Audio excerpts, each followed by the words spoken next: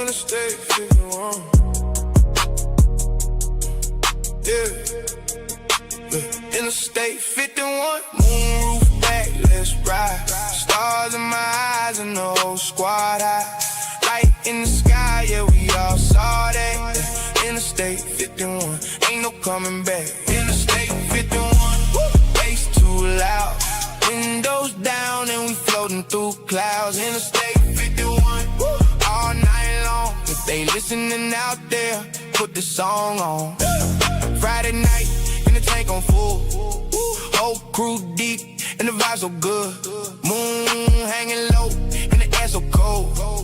Big 808 make the dashboard fold. Saw white light way out by the trees. Stop on a dime, in the dip with ease. Nobody's slow, everybody smile. Like we all turn back into little keys. Hands out the window, stars on blast. Living right now, don't care about the past. Too much wonder, too much life. Middle of nowhere on a summer night. State 51, moonroof back, let's ride. Stars in my eyes and the whole squad out. Light in the sky, yeah, we all saw that. Interstate 51, ain't no coming back. Interstate 51, bass too loud.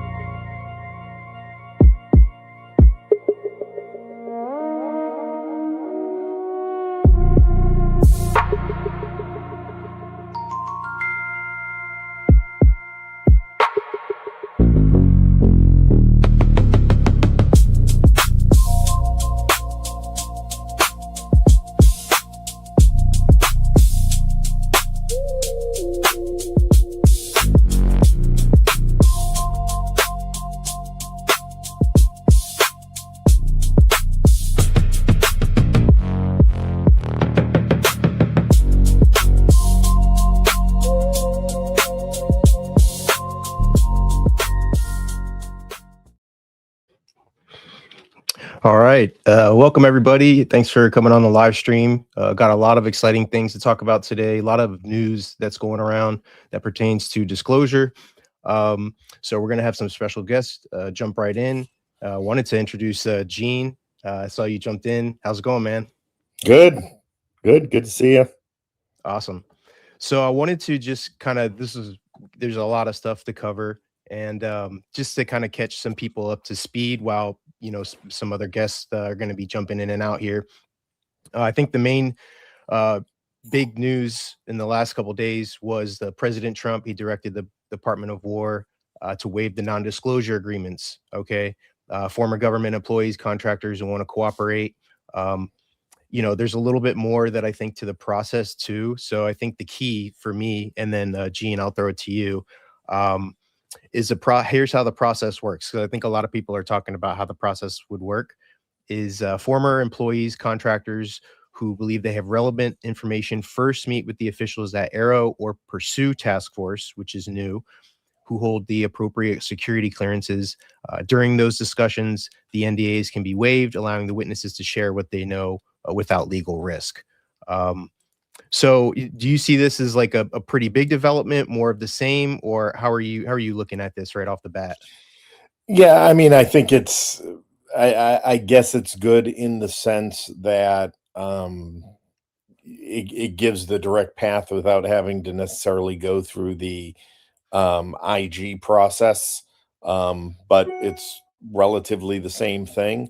You know, I think a lot of the initial excitement, like Trump's waived NDAs, was kind of unwarranted, right? It wasn't a blank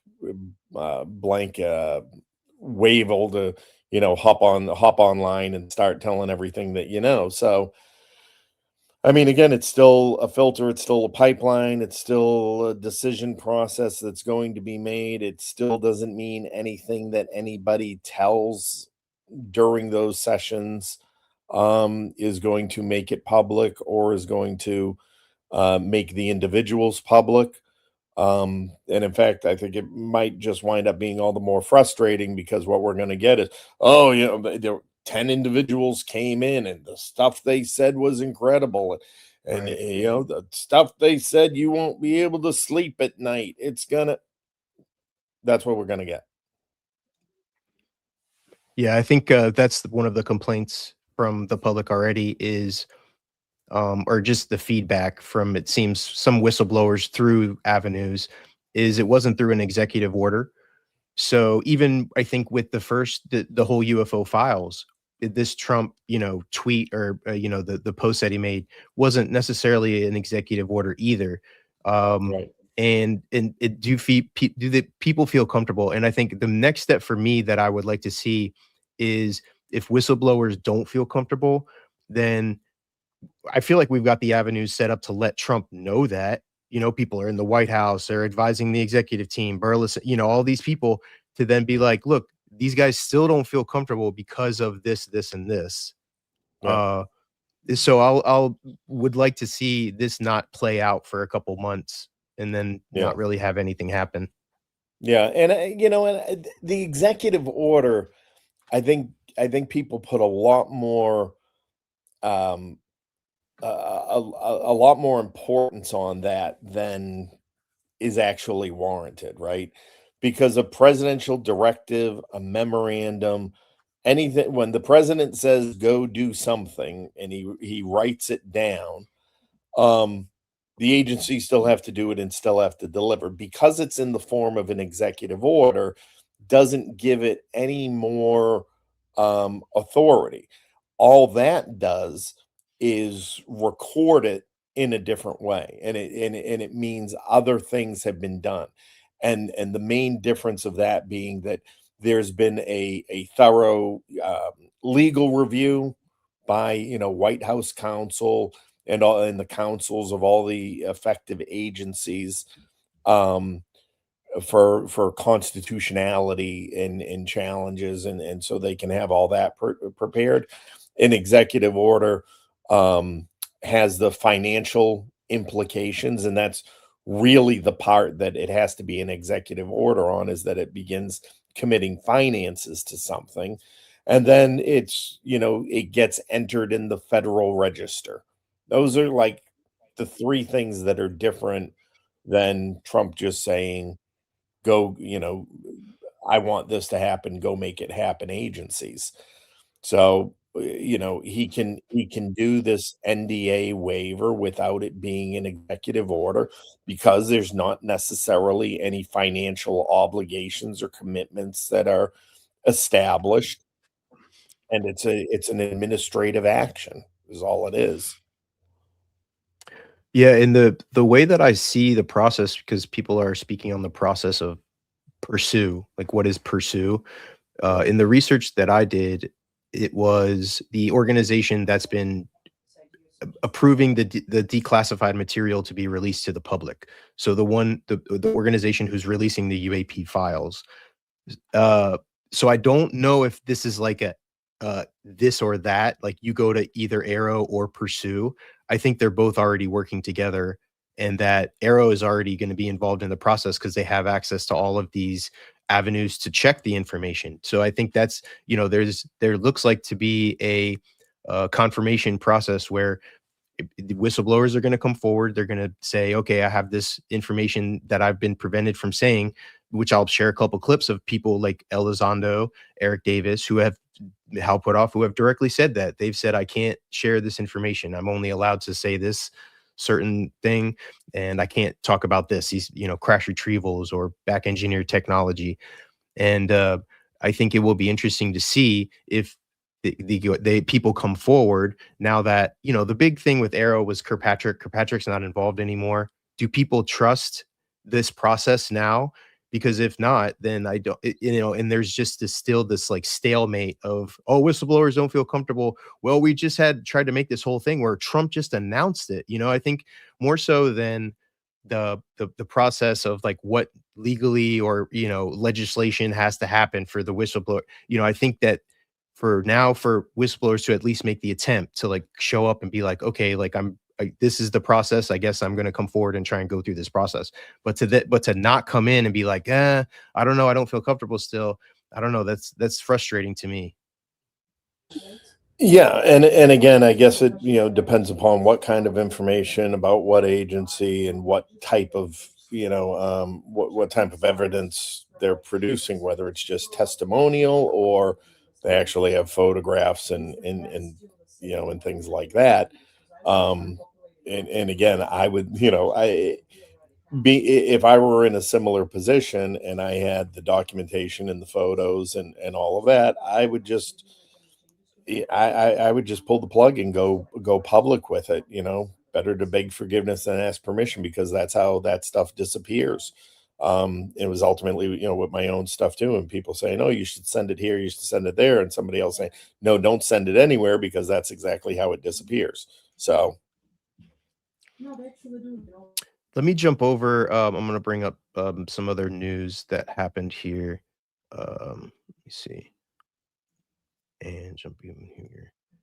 So, just to kind of stay on the topic and the Trump thing, there was a recent report by the Liberation Times that a draft speech confirming the UFOs of non-human origin, that we have, basically UFOs in our possession that are non-human, that are alien technology. And there's been a speech prepared for Trump.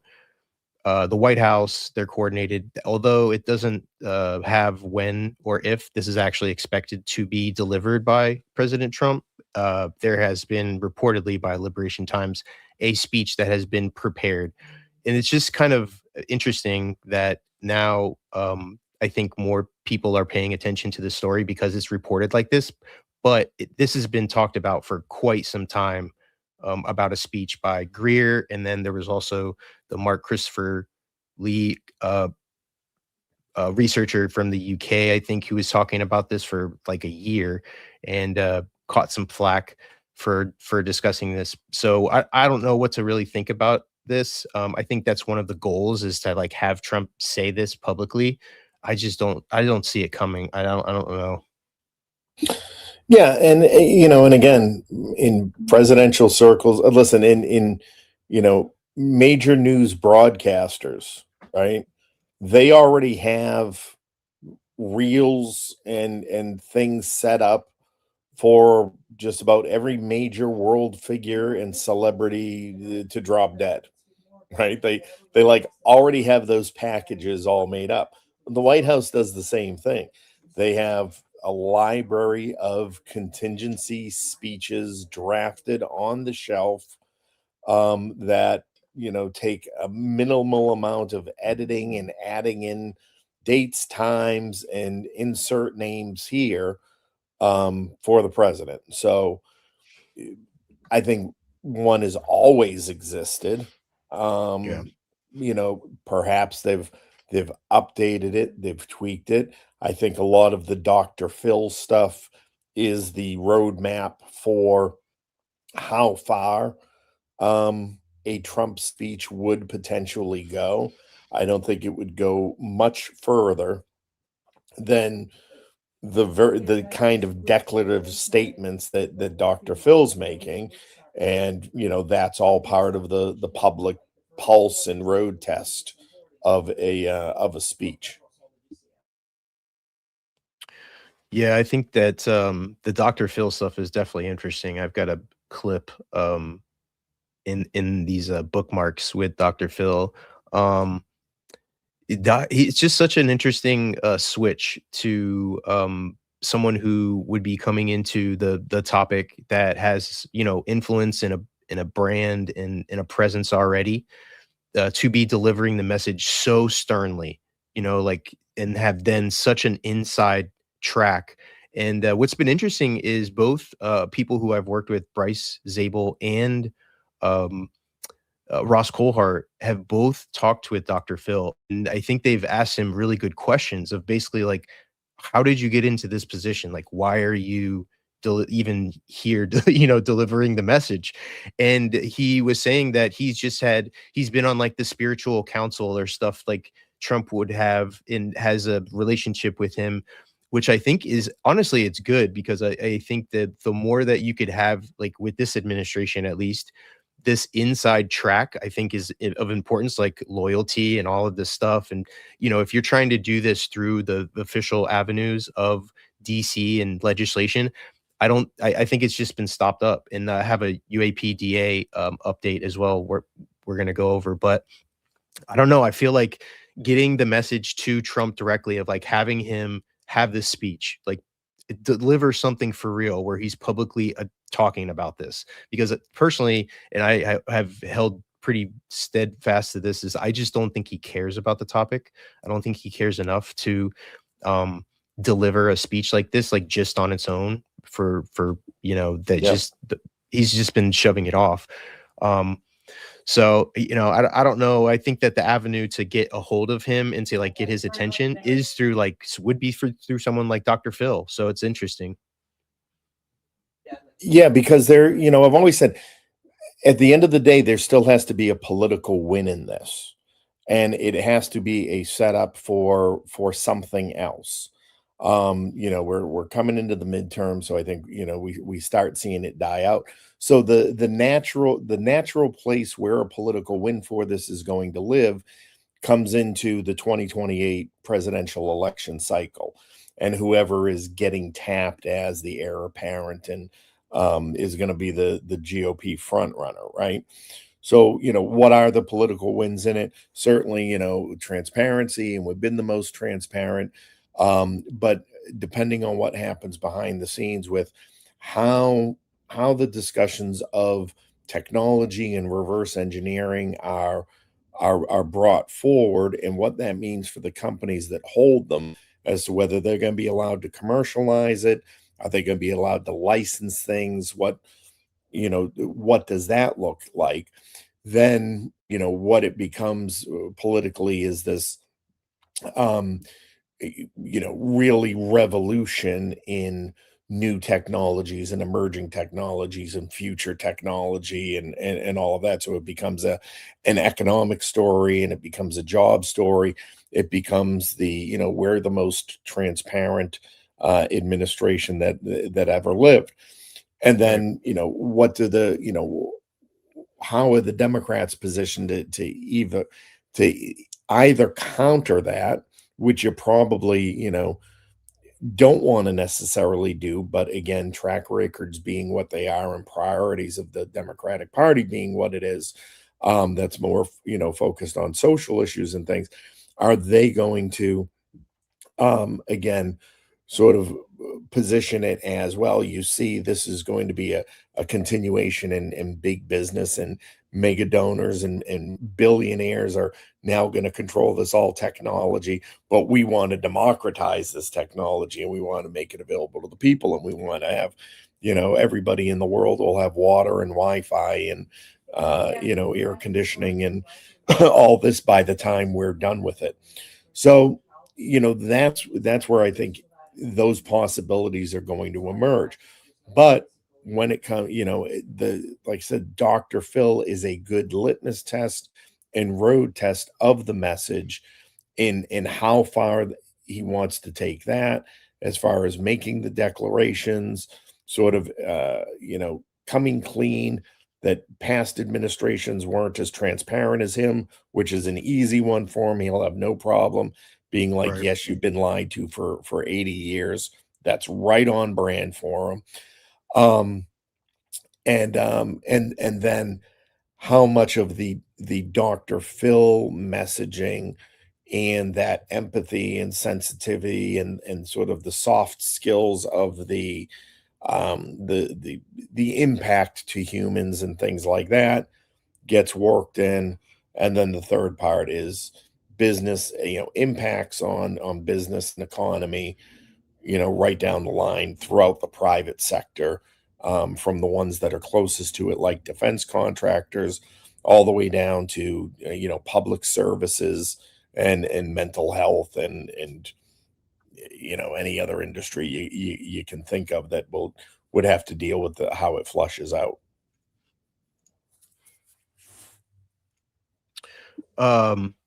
I want to go over, somebody had a question too in the chat, and really appreciate everybody for being here. Feel free to share the live space out. Going to go for a little bit. Got some more researchers jumping in here. Just really trying to start something to get like a status check of researchers that I like to talk with and really like what they're doing. So going to have some people jumping in and out here. So it will jump into these questions, I think, too. So feel free to throw them in the chat and welcome everybody. So do you think got someone like Jay Stratton will come forward? That's who Grushin put off, point to as knowing the most among public figures. And Jay Stratton recently just was posting about his new book, which has been, hyped up within the community to come out of the shadows. So what do you think? What are your thoughts on Jay Stratton and the possible information that we could learn from what he's going to come forward and start talking about? Yeah, again, I think, he'll likely up the game somehow, right? That's to be expected. He's sort of the, heading it up. He'd have the most recent things. I don't think fundamentally it would be much different than everything that we've heard. It'll just be, it'll just be packaged differently. The thing with all these guys, these books and whatnot are they're placeholders, right?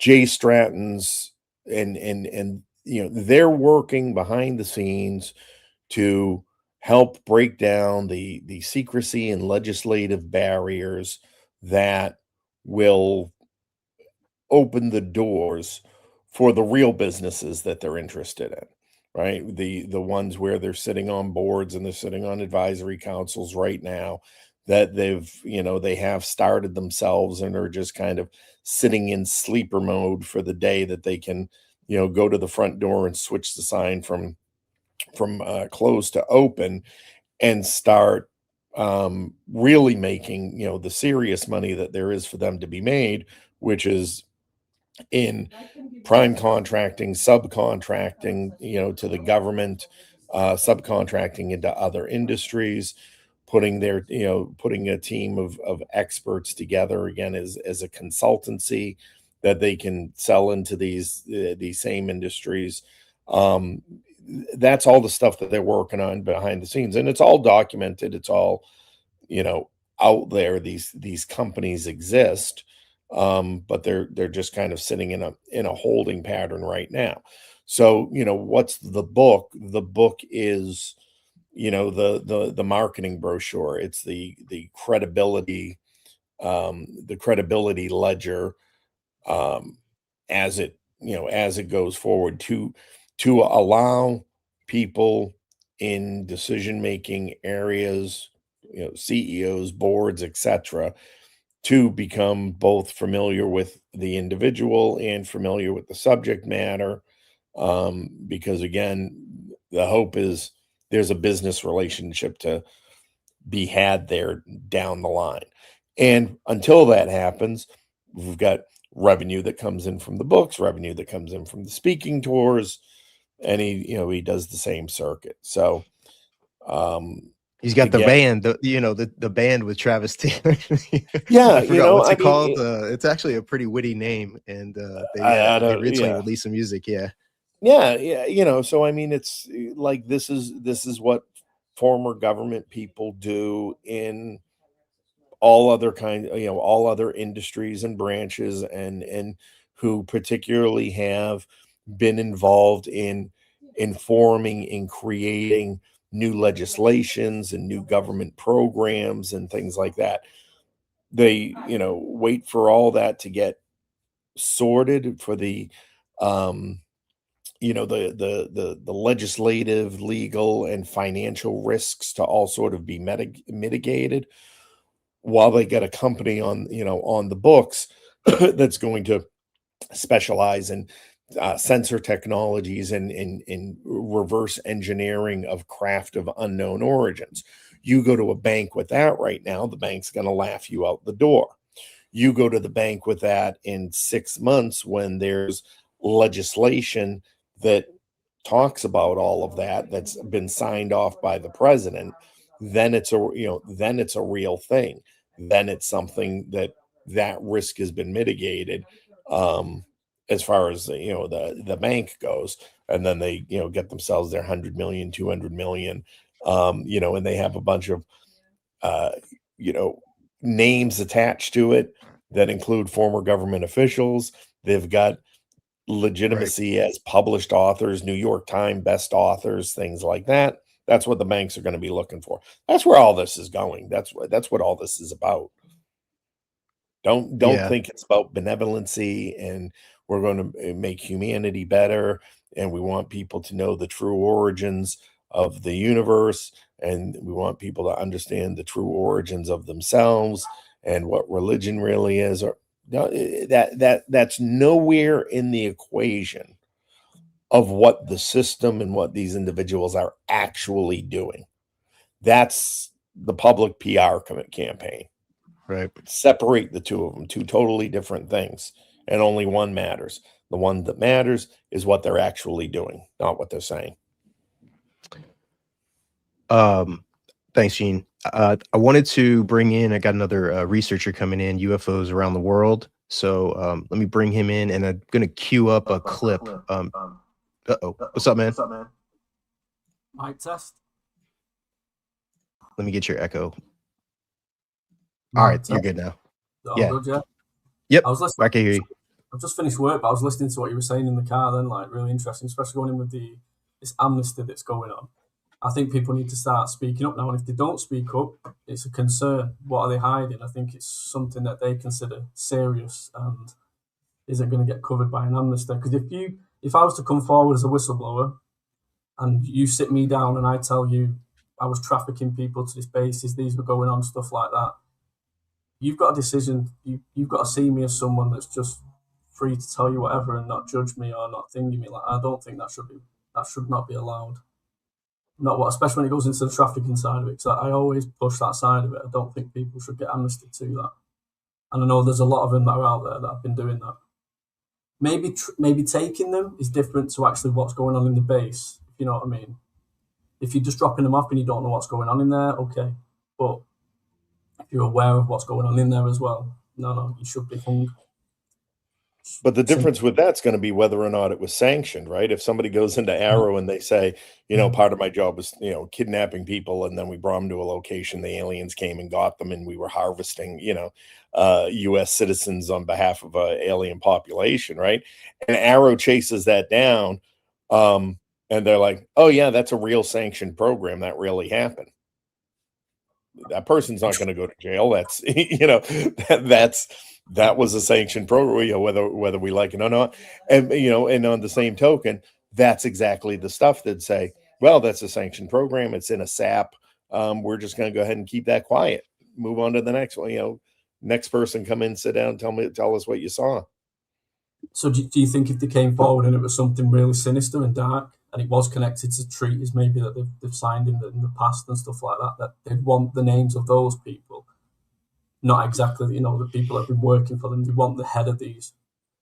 I mean, I think we're going to have to reconcile that as morally objectable as any activity that any individuals or agencies of the U.S. government did throughout history, that so long as they were sanctioned by some authority in the U.S. government, that there's nothing to put anybody in jail for. There's nothing you can put anybody in jail for.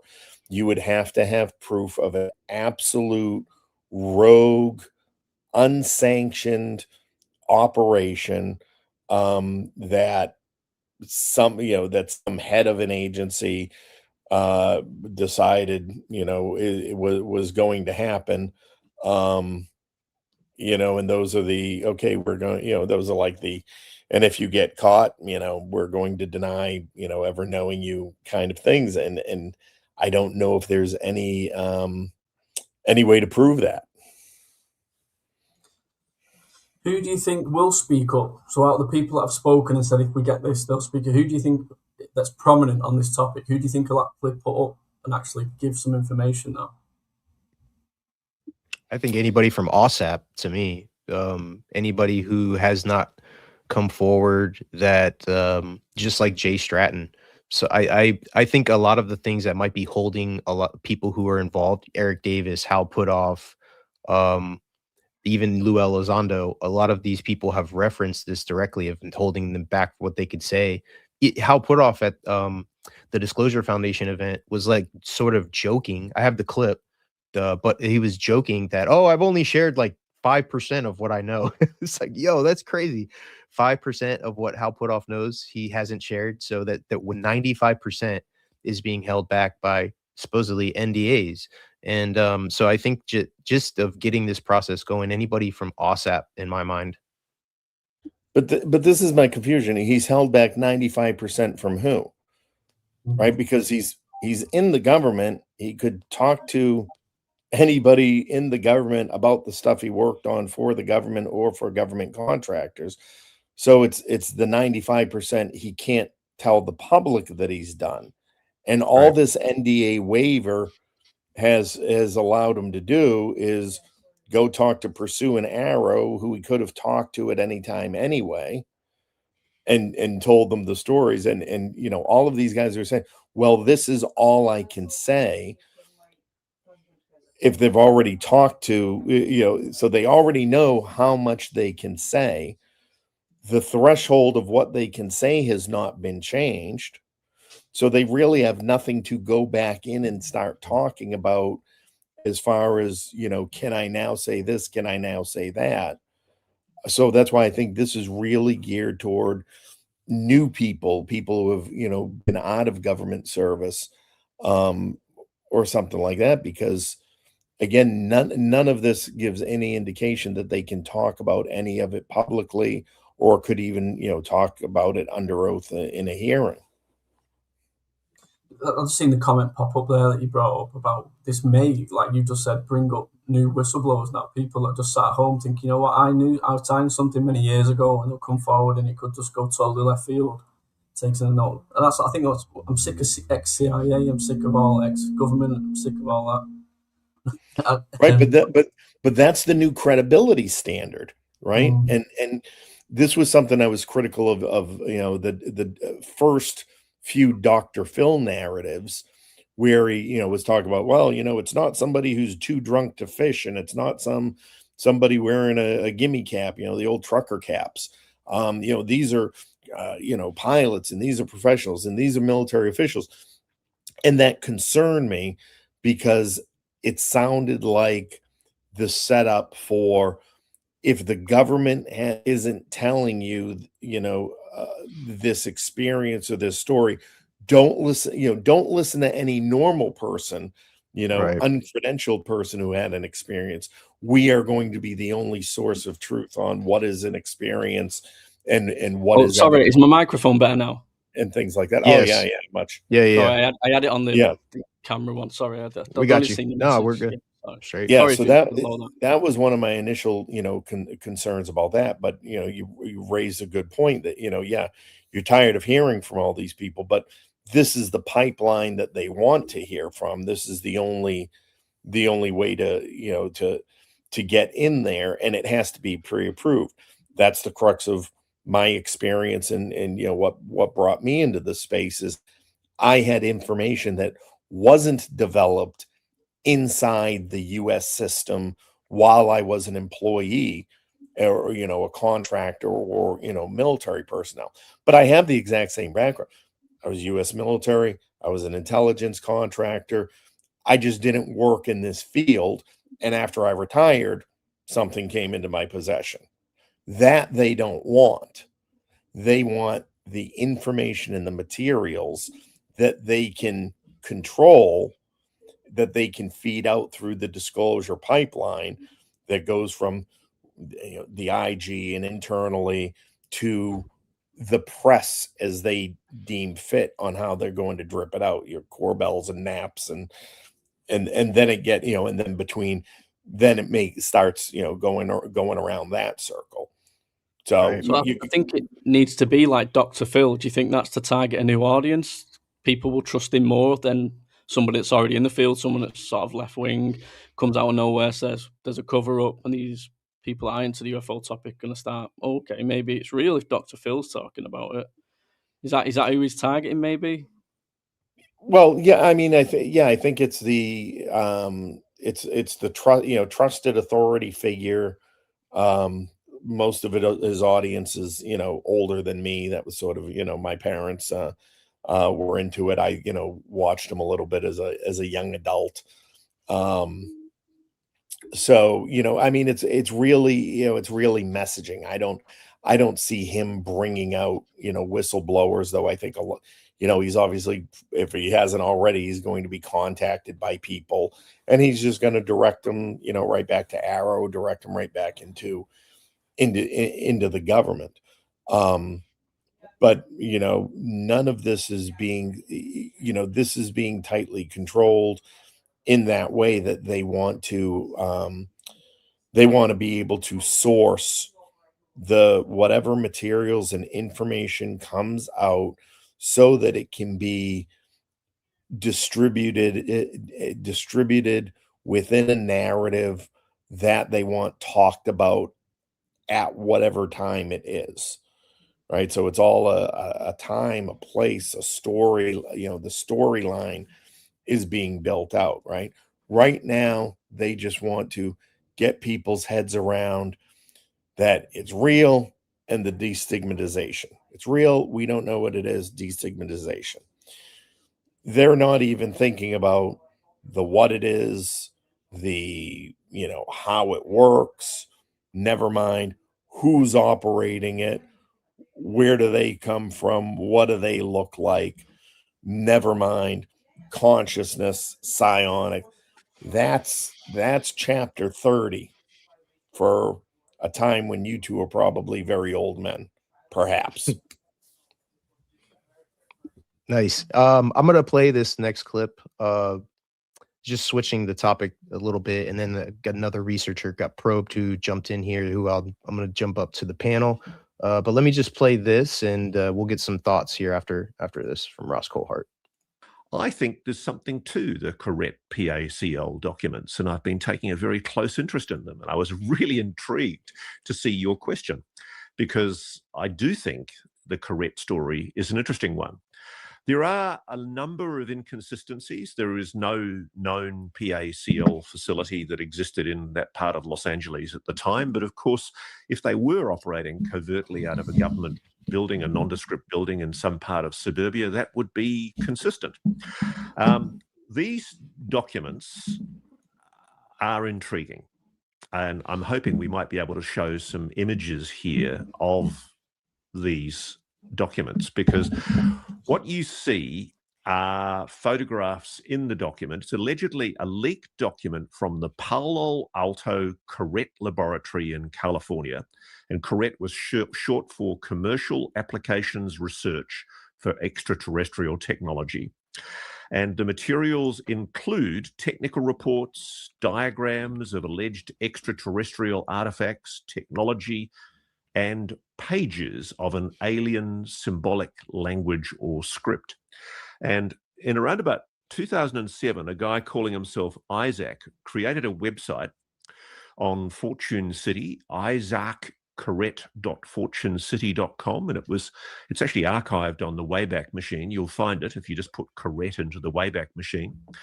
And he posted a personal account, scanned and redacted documents and high-quality images. And he claimed to be a former employee who worked at PACL in the mid-1980s as part of a team reverse engineering extraterrestrial technology recovered from a crash site. And the goal was to adapt alien tech for commercial human applications, anti-gravity devices, or advanced propulsion for civilian use. And the PACL Q486, Q486 report is what was tendered. It's a 1986 primer on findings from these ET artifacts. And it described extraction processes, component analysis, and integration effects. And there's also pages from a linguistic analysis primer featuring complex diagrams and an elaborate symbolic alien language, self-executing or functional. I can't dismiss this case for reasons I cannot disclose. It's an ongoing investigation for me. I've got a hunch about who PACL Corret were and people involved, and it's an ongoing investigation. There are. All right, just from that, what are people's thoughts? I wasn't really familiar on this, so I saw this kind of playing out where people were jumping in and immediately saying the hoax and this has been recycled and this is a story that's been brought. And then I saw Tom DeLonge had tweeted about it like 2016 as well. So I don't know. What are people's thoughts on all this? What's up, Pro? I saw you jumped in here too. Yeah, what's going on? What's going on, James? What's going on, Astro? What's up, UFOs around the world? Astro, same boat as you here. Didn't have a ton of background on this, but saw the immediate backlash once this was posted, and I think that kind of framed my position on it. But honestly, haven't spent a ton of time looking too into this. Looks like a jet engine. Like you look at it, it's like, oh, that's a turbine. Yeah, I was the same way. As soon as I saw the backlash, I was like, all right, it's just something getting washed through the cycle again. Again, even if it's true, like what am I supposed to do with it? What's anyone supposed to do with it? I spoke to Brad Avark the other day on the live, and he was speaking about this. And he was having an argument with someone who said that some woman, I can't remember her name, is it Mary or something, or Margaret? Is that the one that said that she came out and she wrote this or something? Is that right? I don't know. Yeah, I don't know. Sure. I thought it was a guy's name. I could be wrong. Yeah.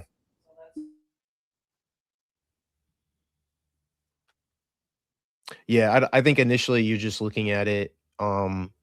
It's just too artificial looking. I don't know. I think if people were looking, at the documents themselves, they may have been appealing like 10 years ago. But I think just given the context of everything that we would be able to study these, I feel like if it had reached this point. But I did. The reason is Gene, did you see anything like this in the documents that you have looked at, like this, the spiritual aspect or something like this one where it's like going through these little shapes, and I don't know, that's a little bit more interesting than like the fishing rod. Yeah, I mean, yeah. So again, nothing that I've seen, looked like that. As far as it trying to be some sort of engineering of something. So I don't know. Yeah, I mean, it looks kind of cool, but what am I supposed to do with it, right? Right. If there was something to it and somebody, wants to spend time deciphering it, go for it.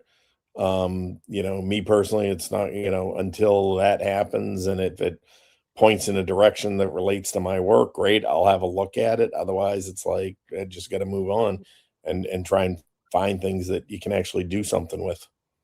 Can I just read this out? So it says, according to her account, Margaret Gell's apocalyptic log, she created the intricate alien language and geometric ciphers around 1999. She explained that the art was stolen. A person she trusted took her languages, designs, and combined them with 3D UFO drone mock-ups made by other online digital artists. The hoax was built backwards. The thief constructed the entire Isaac persona and the carrot whistleblower narrative around her stolen artwork to make the fake documents. So I don't know enough about it. I've only come across this week, I think it was. So what do you make of that? Yeah, I read this something similar. I read it was like, the designed with cogs and some sort of experiment or it was, I don't know if it was like a game or something they were playing or some kind of thought exercise or academic exercise. Totally possible. Again, particularly considering the time frame that it happened in. Anything in the sort of more Wild West days, I guess, of the internet, and the ability for the public to access broader scopes of information. You could get away with that, I guess. One of the interesting things too is a lot of this is being played out in the middle of this 60 to 90 days that Grush initially talked about. He mentioned this like 60 to 90 days, and there's a clip that I wanted to bring up too, with Dan Farah, because Dan Farah has been, I definitely think, and I think it's pretty evident now that there are groups within the topic that are aware and are knowledgeable about events that are happening down the road. Whether they're book releases or their, NDA. I don't know if Farah knew that like Trump was making the announcement, but here, let me pull this up just real quick and we can play this clip, and then we can talk about like how this process is being played out like in the back channels essentially. This process the White House has put in motion. This is a rolling process that is going to continue until the full truth is out. Like that is 100% the case. There's another tranche of evidence being planned for release in the near future. I was told by a couple of officials just a couple of days ago, they think it's just a matter of like a couple more weeks for the next tranche.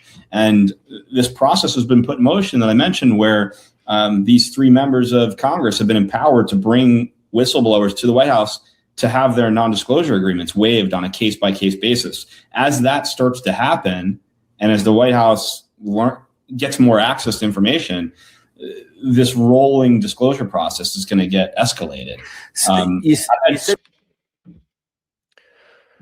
So it seems like some people have the inside track on really what's kind of being played out. Yeah, no doubt. I mean, no doubt. It's you know, I've had comments made to me about, you know, 4 or 5 years. And again, it's just sort of apparent from, you know, the pacing and, you know, the political cycles and you know, and things like that. The only pushback I'd have on, you know, what Dan Farris said is, you know, where he said, until the truth is out there, that's not the end goal at all. So, you know, or if it is, maybe, you know, that's the intent. It's going to keep being pushed out until the truth is out there, which, you know, could be another 40 or another 80 years. But it doesn't mean by the end of the Trump administration, whatever it is. Do you not think there seems to be an urgency at the minute, though? There seems to be like a deadline that they're trying to get to. It just seems like everything's converging to like a point that they need to get to, and it's coming at, they're trying to do the best to get it out there. And I do think they're following the slow disclosure plan. I think they told us right at the beginning. So you look at what they've done, phase 1, government acceptance, basically accepted it now. We've got the next stage, which you've got all these conferences with the scientists, that's phase 2. Then you've got phase 3, which is public acceptance, which is where Dr. Phil and that could come in there and start helping getting public on board.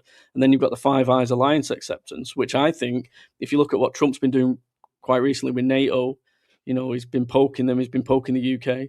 And you look at the Five Eyes Alliance, none of them are landlocked, which I find interesting with those countries. And I think that something may go on in the centre of Europe where Five Eyes may take over NATO, and that'll be the NATO acceptance. That might be what that means. And then they've got the post-disclosure, which how we go on from this, which will be the technology. And I think we can't release that technology at the minute on this planet because it's full of a bunch of fucking morons that will do hideous crimes with it. So we need to make sure the world's at peace, and it's not at peace. They're doing everything they can to cause wars, and it might be for the purpose of coming out, doing something major to bring everybody on the same, like a new world order sort of, but like under like a new NATO, and it could be the Five Eyes. It feels like that though, doesn't it? You know, and I don't know if it's the end of Trump's term or if like it's tied to midterm. Someone just said that in chat there, but it does seem like there is a kind of a script behind the scenes. And I've thought this since day one, once they started discussing this stuff, they being the administration publicly, like there's a script they're following. Now, I will say you hear things along the way that kind of throw that off, like Burleson's interview a little while back when he was discussing how the Trump administration was asking him, hey, where do we start? Where do we begin? In that, like, they don't know left from right on this topic. But you know, if there is a directive, and certainly around Trump, perhaps it's, if there's something there, I want to be the one to say so. And you're on the clock because I'm only here for so long. So, I mean, that tracks with me.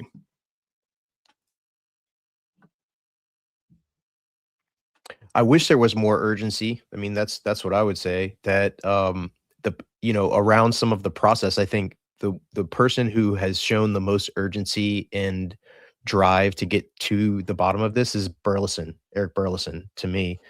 And the person who has been in a unique position to be able to even check this. I mean, he's talking about going to Area 51 and S4 to check out those physical locations of stuff that he's hearing. I see one of the things that frustrated me last year was when this like skiff flu thing, where Luna was invited Chris Mellon, David Grush, and Lou Elizondo all to a skiff, and they all didn't show up. And I was like, man, I don't understand. Like, there's this whole pressing, like, you guys have just worked 10 years, you know, whatever, since the New York Times articles to like drive home this process to be created, to come into a skiff, to be in this position. Like, same with, to me, this whistleblowers, NDAs, like even if it's not exactly how the whistleblowers need everything to line up for them to come in, I feel like a lot of whistleblowers should be like showing up on the footsteps of Washington to be like, all right, I'm fucking ready to do this process. Like, I want to give you guys this information.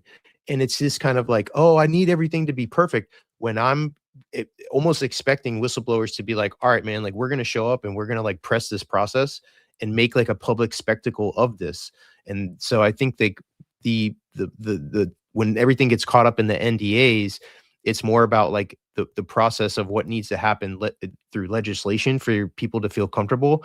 And I just don't know if that is going to be the best way for the public to get the information that it's looking for, like we're looking for as researchers.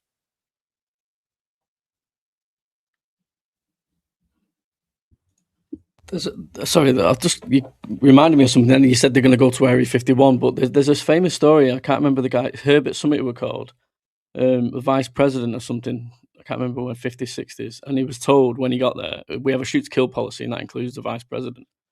That was one of the last people that was quite prominent to go and try and get to Area 51. So it'd be interesting to see what Burleson does.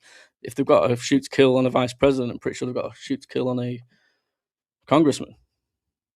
No, I can't verify if that story is real, but it's one of those that's in UFO law and stuff like that. So, yeah, I mean, that's sort of, you know, around like nukes and, you know, doing nuke security and things like that, you know, that always say yes, even if, you know, the president or the first lady is being held hostage, you know, right in front of it, you don't let that stop you from taking action.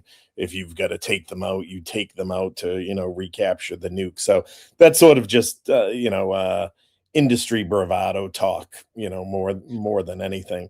But I think, sorry, I was going to say, what did you think Lou Elizondo meant when he said, "I'll either go down as an American hero, or one of the biggest villains ever"?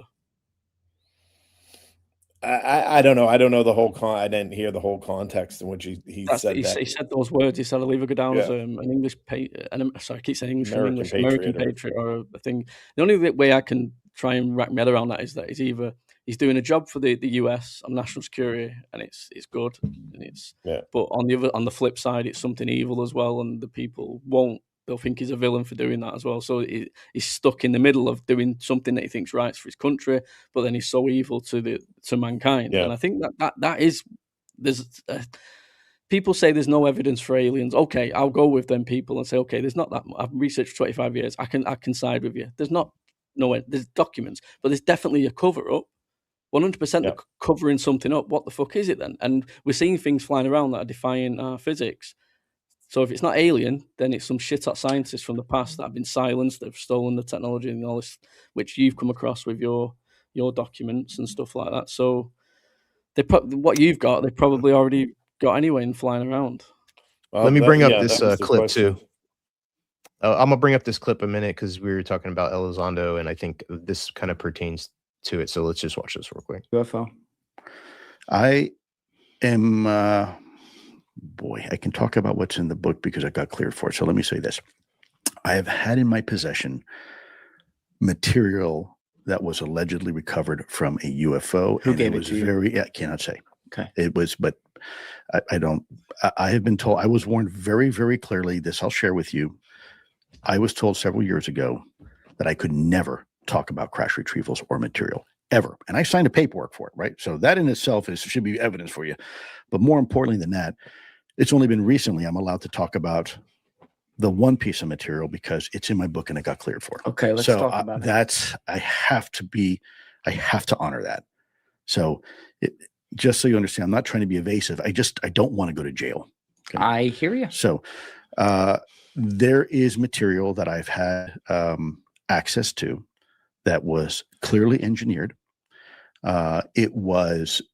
We had one of the very best, I can't say which one of the very best aerospace companies and government contractors. Okay, so you can try to figure out who that was. Try to replicate. Sorry, I'm not saying one way or the other. tried to replicate that material, and at a cost of $1 million, and it broke the machine.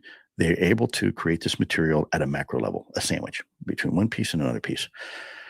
This material, up to 3 years ago, I don't know about now, but 3 years ago, we could not replicate. We did not have the technology to manufacture it.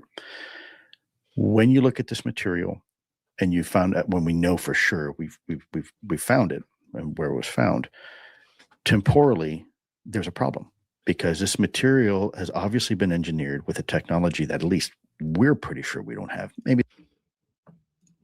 All right. I think the main point was just in the beginning where he's basically saying he would go to jail if he were to reveal the information. So, does Lou Elizondo, I think somebody should ask him like right away, do you feel comfortable enough after President Trump makes this directive to come forward at all and reveal any more information in which you know? That's a litmus test right there, right? Like, what's Lou's response to that? I think that's what we're all waiting for too. And in fact, all the whistleblowers have kind of been quiet on this thus far, right? Is anyone officially on the record as to what they're going to do, or is everyone figuring out what the next move is, right? Yeah. They're going on holiday for a bit. That's what it looks like they're doing. They're having a bit of a holiday. Yeah. Right. That's my question in all this. So this is stuff they have. So they want to say things to the government that they already haven't said to the government, like Lou or Eric Davis. Like, they need to go have a meeting with Arrow to tell Arrow stuff that Arrow doesn't already know or have access to. Because I'm serious, because that's like what I don't get about this and the existing whistleblowers and this excitement over what are they going to say. But the waiver doesn't allow them to say anything publicly. It just allows them to go to Arrow and go to Pursue. So who are they going? What information is it that they're supposed to be bringing to them that then is suddenly going to get cleared and released to the public that wasn't already cleared and released? That's a fair point. Right. They look like they're doing something, but they're actually not doing anything, if you know what I mean. They're actually just putting something out there for people, and we're not going to get any. I think we all want Lou to speak. We all want Eric Davis to speak. I've seen what's happening on X. They're being targeted now. Quite right. Put up or shut up. Simple as that.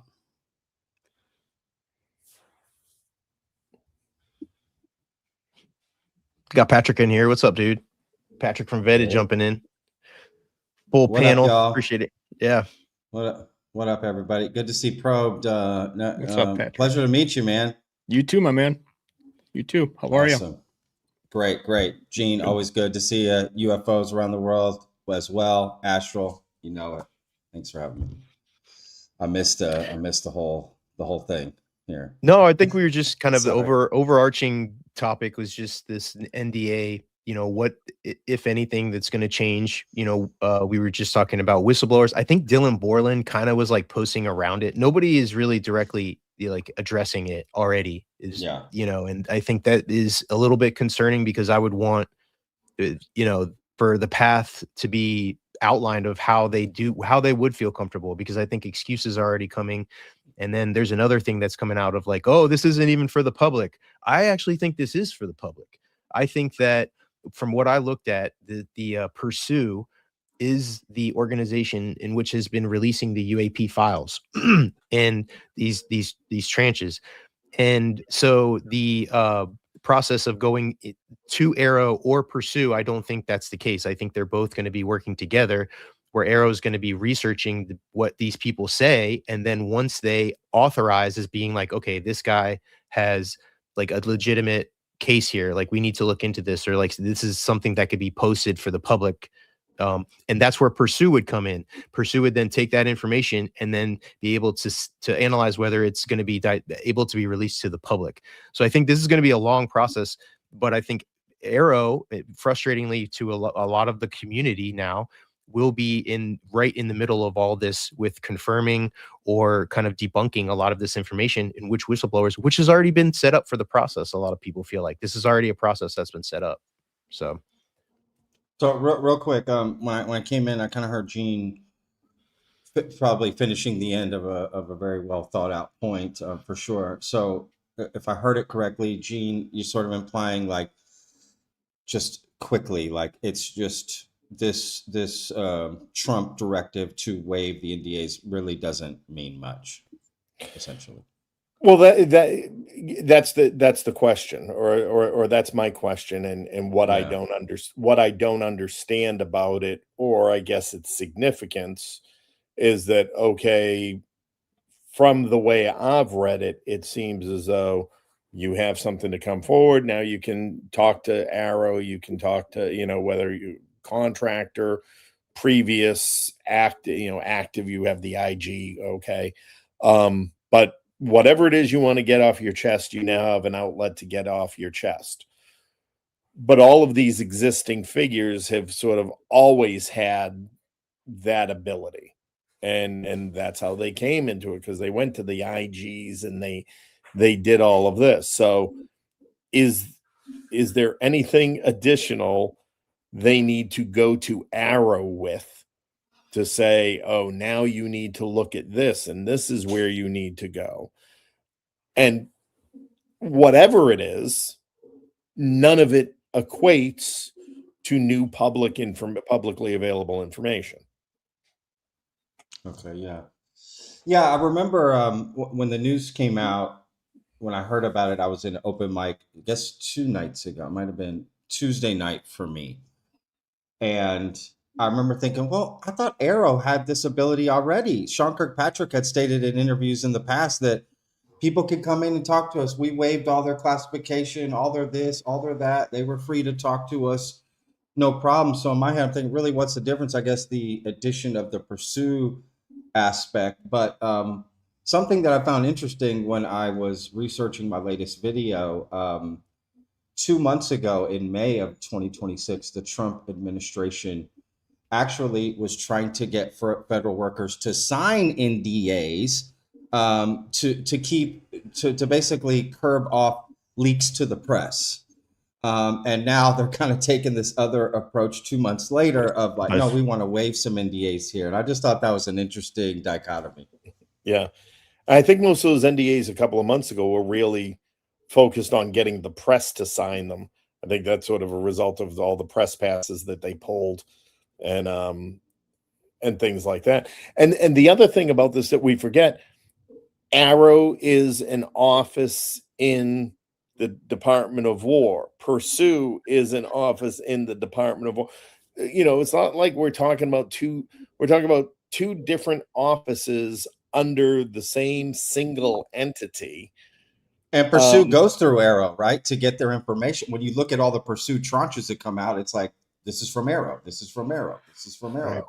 Right, So, because yeah. a lot of it's the stuff Arrow wasn't able to resolve, right? Yeah, And we yeah. forget about that word, resolution office, non-investigative office. It's, can we say this is something that was ours, or does it need more investigation? And they don't have that mandate. So it just goes back into the great pile of unknown stuff, which then gets released via Pursue, which doesn't include any of the analysis or any of the backs up. So exactly. Yeah, well, I think, Astro, you made a good point here too, which is, okay, if the whistleblowers have a problem with this, and even Gene's pointing out just from the other end, it's still complicated, then great. The whistleblowers who need to come forward need to lay out exactly what they need, right? It's like if I'm when I used to cater, right? I had my own catering business. You ask the client, okay, what do you want at the party? Tell me, right? So I can make a menu and hire staff and book the venue and do all this stuff, right? You got to tell me what you need. What do you want to make this, happen so that you're happy? Well, it sounds like the same thing, right? Like, if that's not the case, then these whistleblowers need to lay out exactly the steps that need to be taken where they would feel comfortable to reveal the information. Give them that. And then if they still make excuses, well, what are we supposed to do?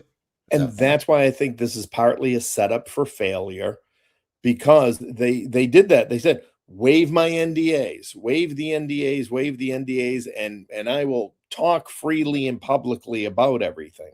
what we got is, yes, we are waiving the NDAs for people to come in and talk to us about blah, blah, blah. And all anybody is hearing is waive the NDAs. And so now the whistleblowers are put in the impossible situation in the court of public opinion, where it said, you said if they waive the NDAs, you'd tell us everything. And they're going to be like, well, they didn't really waive them and blah, blah, blah, blah, blah. And all it's done is cause it sleight of hand, misdirect. You get They're pushing for amnesty as well. NDAs to be waived and amnesty. There seems to be a build-up. They want that putting in place. Right. Let me throw this clip on there too. Sorry, no. Go ahead, and then I'll throw it.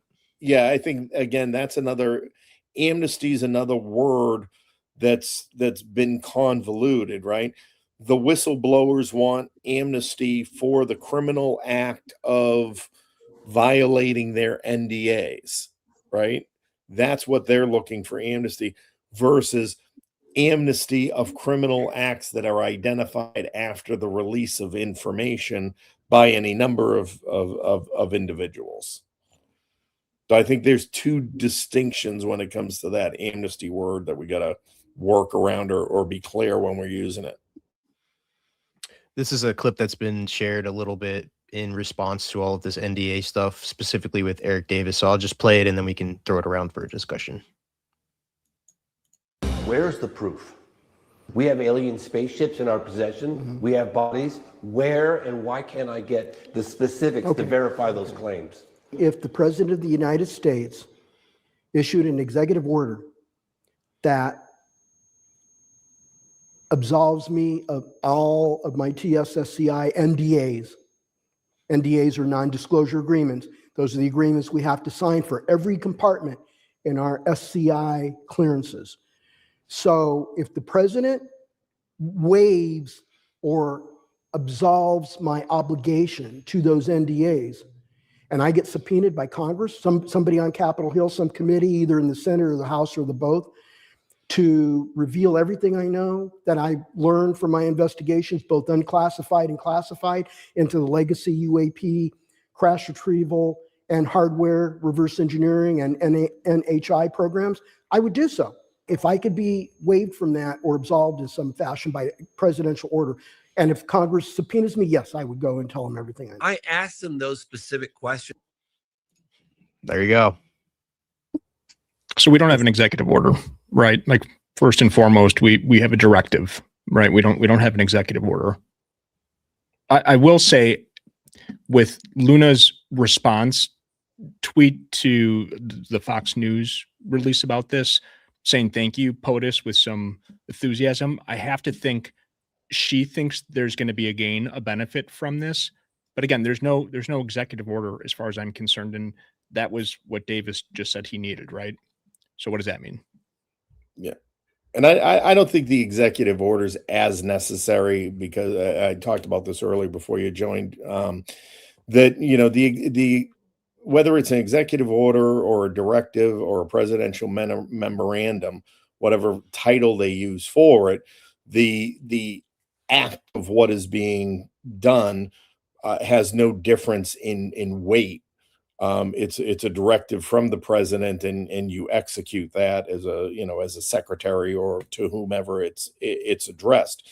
The executive order is really becomes necessary when finances are committed, and when and it also means that it's gone through a thorough legal review for anything like that. So I don't think it's as necessary as people think, or the whistleblowers make it out to be.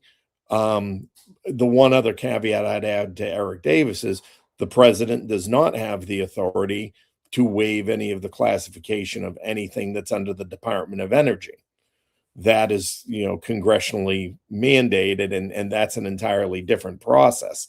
And I think it's, well known that there's a good amount of the reverse engineering part of this sits within the Department of Energy. So it's almost a sort of empty threat, empty promise that can't be fulfilled, because the president himself declassify that, and I think that's part of the problem as well. And I think it's something that, you know, Grush has alluded to, if not mentioned explicitly.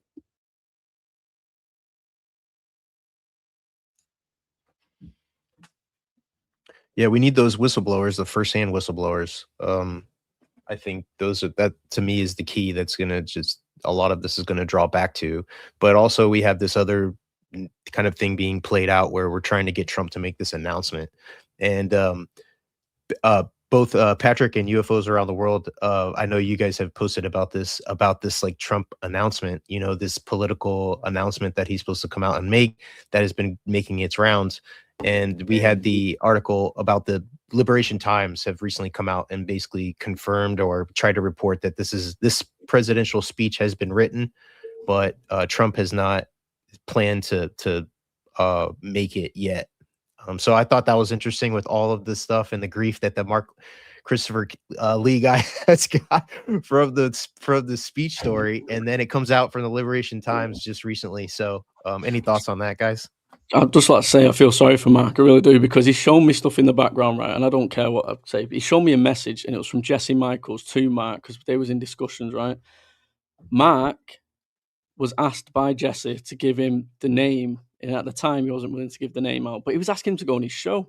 Mark was telling me this. He was sharing me the information. I speak to Mark quite a lot. And he stopped speaking to him, Jesse, because he wouldn't give him the name, and he never ended up going on the show and stuff like that. But Jesse said in the message that I was shown that he's been told the same.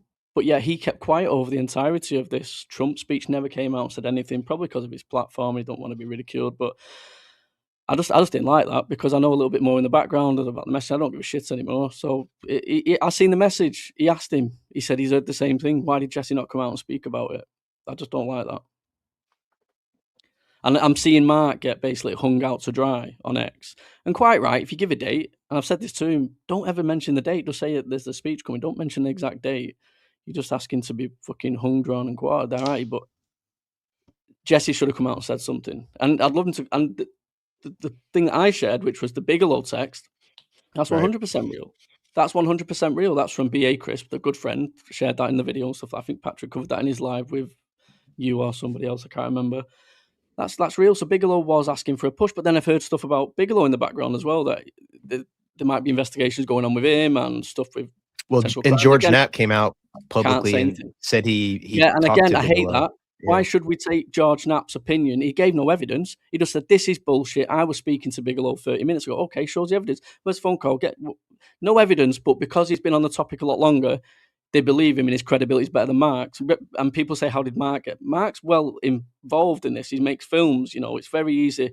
When you're not making content, you think these people are unreachable. When you start to make content, look at us all now. We've all reached out to people that are very prominent in this topic. It's very easy to do. Mark can definitely do that. So he has got connections, and I think he has been slightly bullied online, and I'll defend him, but I did say to him, don't ever fucking put a date out there again. It's simple as that. I think Jesse's a better chess player in that regard, right? And I think that part of that's comes with and Patrick, you probably know this best, but like with discussing the news of the day, and Astral, you too, of course, but right, like discussing the UFO news of the day is a tricky thing to do with all the nonsense and the fluff that comes through. And when everyone's talking about it and you're not talking about it because you're not 100% on it, or you don't want to backtrack, you know, that's something you have to consider. Mark kind of shot himself in the foot as far as I saw it prior. Every like you said, person that creates content's guilty of pushing. For sure. If you go through your videos from however long you've been doing your channel, we've all changed our mind on someone we've had on our show, or we've created content, and we could probably find the evidence to them lying in our own content. If we went back and looked through it, we could probably create a good video on our own content saying this is what I started off with, and this is why I think he's a lying piece of shit now, and stuff like that. I think the evidence is probably in a lot of other people's content that they've already done over the years. I did a video on it yesterday because Pavel said it's his 5-year anniversary, and it made me think there was an influx of people in 2021 that dived on this topic after COVID, and it just seems to have it's fucking blown up. And there's so much disinformation out there. It's not like it used to be. You can go and sit with your tinfoil hat and research this quietly and just be called an absolute nut job. It's not like that anymore. So many more people are open to this. So many more people are waking up to this and getting involved in it, but also like trying to cash in on this as well. And it's just a minefield. I try and I try not to cover the daily news as much. I know Patrick does. I followed him actually since he had his first 500 followers, so I'm one of his earliest followers. And the way Patrick's progressed, if I'd have said to him, I remember speaking to him in an open mic once, and I mentioned about angels or demons. He went, "Yeah, I'm not there yet," or something like that.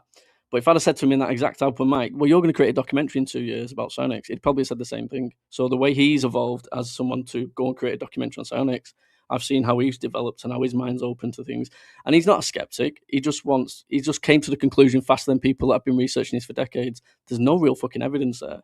He's not a skeptic. He's just come to the conclusion a lot quicker than people that are gullible and seem to think that everything's real and stuff like that. So I give credit to him on that.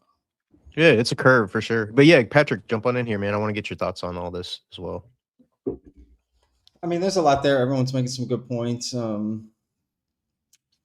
I mean, I guess if I just to go back to the Mark thing real quick, I respect Mark. I had spoken to him 2 months before he came out with that information, but I think my videos speak for themselves. I just pointed out what I thought were the red flags and contradictions and the information he came out with. But everyone takes a different path with this, and that Mark coming out with that information is exactly why I don't do sources. It's exactly why I don't let people feed me information that I then have to shoulder and then wonder what to do with it. Do I come out? Do I this? Do I that? And then people pressuring it, it just becomes this game. And, it seems like that's just the path Mark wanted to take. And I think you just got to take what comes with it. But he said some contradicting things. He said he had vetted this source and said it was inside the Trump administration. Then he gets confronted by John Greenwald and says, "What vetting could I have done? Like, I didn't vet him." So yeah, you used the wrong word. You can't vet Bigelow, can you? That's what I think he meant. He's vetted because he knows him basically. He didn't any vetting on him. How can you vet Bigelow? We know exactly what he's done in the past, who he's with, who's involved with, and that's why I don't trust George Knapp, because he's very good friends with Bigelow. And if Bigelow's got problems in the background that I'm hearing, serious problems, by the way. Would it be beyond the realms of possibility to say to your friend, "Can you just sort of quash this? They'll believe you more than they will Mark," and he's just gone out there and done that? I'm open to that. Well, but he also gave a date. He should have never given a date like that. But again, he can do whatever he wants. I'm not here to, he's going to come out with public claims and predictions. Then it's in the public sphere, and I'm going to criticize it. And it's just that simple. He steps away from being someone that reports on the news to someone making the news, and that's different. It's just a different thing. And Mark got a lot of praise for it, gained a lot of followers and a lot of this. So the knife cuts both ways. And again, I wouldn't have done any of that if it was me, but that's not the point. Everyone's allowed to do whatever they want, and I don't think Mark is a bad guy. I just personally don't agree with a lot of the decisions, and I've seen no proof that it was Bigelow that gave him the stuff. And in fact, he just came out recently, right before July 8th, and said who the person was that was his source, and it was a TV producer for Beyond Skinwalker Ranch, and David Broadwell. He was an associate producer for 2 episodes on Beyond Skinwalker Ranch, and that's it. That's all he has on IMDb. And I'm not knocking him. I have a few credits on IMDb as well. That's not the point. But he was the big Trump insider source. I mean, it's just kind of ridiculous. And to call yourself a TV producer that's like me calling myself a documentarian after making one documentary, or a chef just because I cooked one meal. It's not how it works. Like these are titles you earn. But regardless, I just thought that, again, contradictions back and forth. I have proof. I have all this stuff. And maybe there was something to a speech. For sure. But speeches are written all the time. I would imagine the Trump administration has all kinds of speeches for all kinds of things for a rainy day. That doesn't mean that they're valid in any way. But again, I just think it shows the problem with dealing with sources, the information they give you, and having the adequate resources to actually vet. That's a huge thing. I mean, even Gene can probably attest to this, like companies, intel agencies, whatever, the amount of resources that go in to check something or vet something is like enormous. And a regular podcaster or documentarian from the UK. Just, we don't have those resources. So what's the best we can do? We make a few phone calls. We check with other sources who may be bullshitting us and have them kind of, you know what I mean, speak for word for the other one. Like, it just seems sloppy, and the whole thing becomes sloppy. I don't know. It's a, you know, it's a spider web. It's a shit show. Y'all know that. But and what you brought up, Patrick, I mean, I think this is the crux of the problem with all of the narratives and all of the information. It's a closed loop of credential laundering, right? That one person has said it and they have passed it to the next person who is credible because the person before them said they're credible, and all of their credibility is just laundered amongst themselves and doesn't really come from anywhere else, and it doesn't even have to come from anything that they've produced. It's just because they said, and by virtue of somebody else saying they said, that's good enough for me. That's the problem with that. And me trying to do, what I'm doing, on the open source intelligence side is very much predicated on the things that are already reported and are already and piecing that together, right? And that's sort of where the skill set comes in of how do you piece that together and present it in a way that allows for the unknowns and allows for the fluctuations, but is valid on the grounds of previous performance and the decisions that have to be made, right? And so, I talk about this in my background of doing, geopolitical and transnational security risk management. So world leaders can say whatever they want and can frame things however they want, but based on geography, what they have to do is usually much different and usually falls short of or somewhere between whatever extreme it is they're talking about, because there's a practical reality, and particularly for leaders that have been in for a long time, what their record is, all of these things. That's what made Trump such a disruptive force, not only in U.S. politics, but in world politics as well. He didn't have any of that record to make any of those decisions for anybody looking at him and what is he going to do. They just don't know because he didn't have that track record. So they try to look at the advisors around him. But it's been proven time and time again that he's ultimately, he very easily will not take the advice or follow the path. I think he did a lot of that in this first term, and I think it bit him in his ass. And coming into the second term has been much different. But, that's how all this sourcing and assessment and analysis and things goes. Right on cue too, because I want to cue this clip and then I want to throw it to Patrick after this because I know you commented on this. So let's just watch this. Shit! Both myself and UAP GERB are speaking to people inside the legacy program, and whereas probably a few years ago I was talking to one or two, I'm talking to a lot more than that now, and I'm more than confident that there is such a program and that the government probably doesn't know the full extent of it because a lot of it's being run out of private aerospace.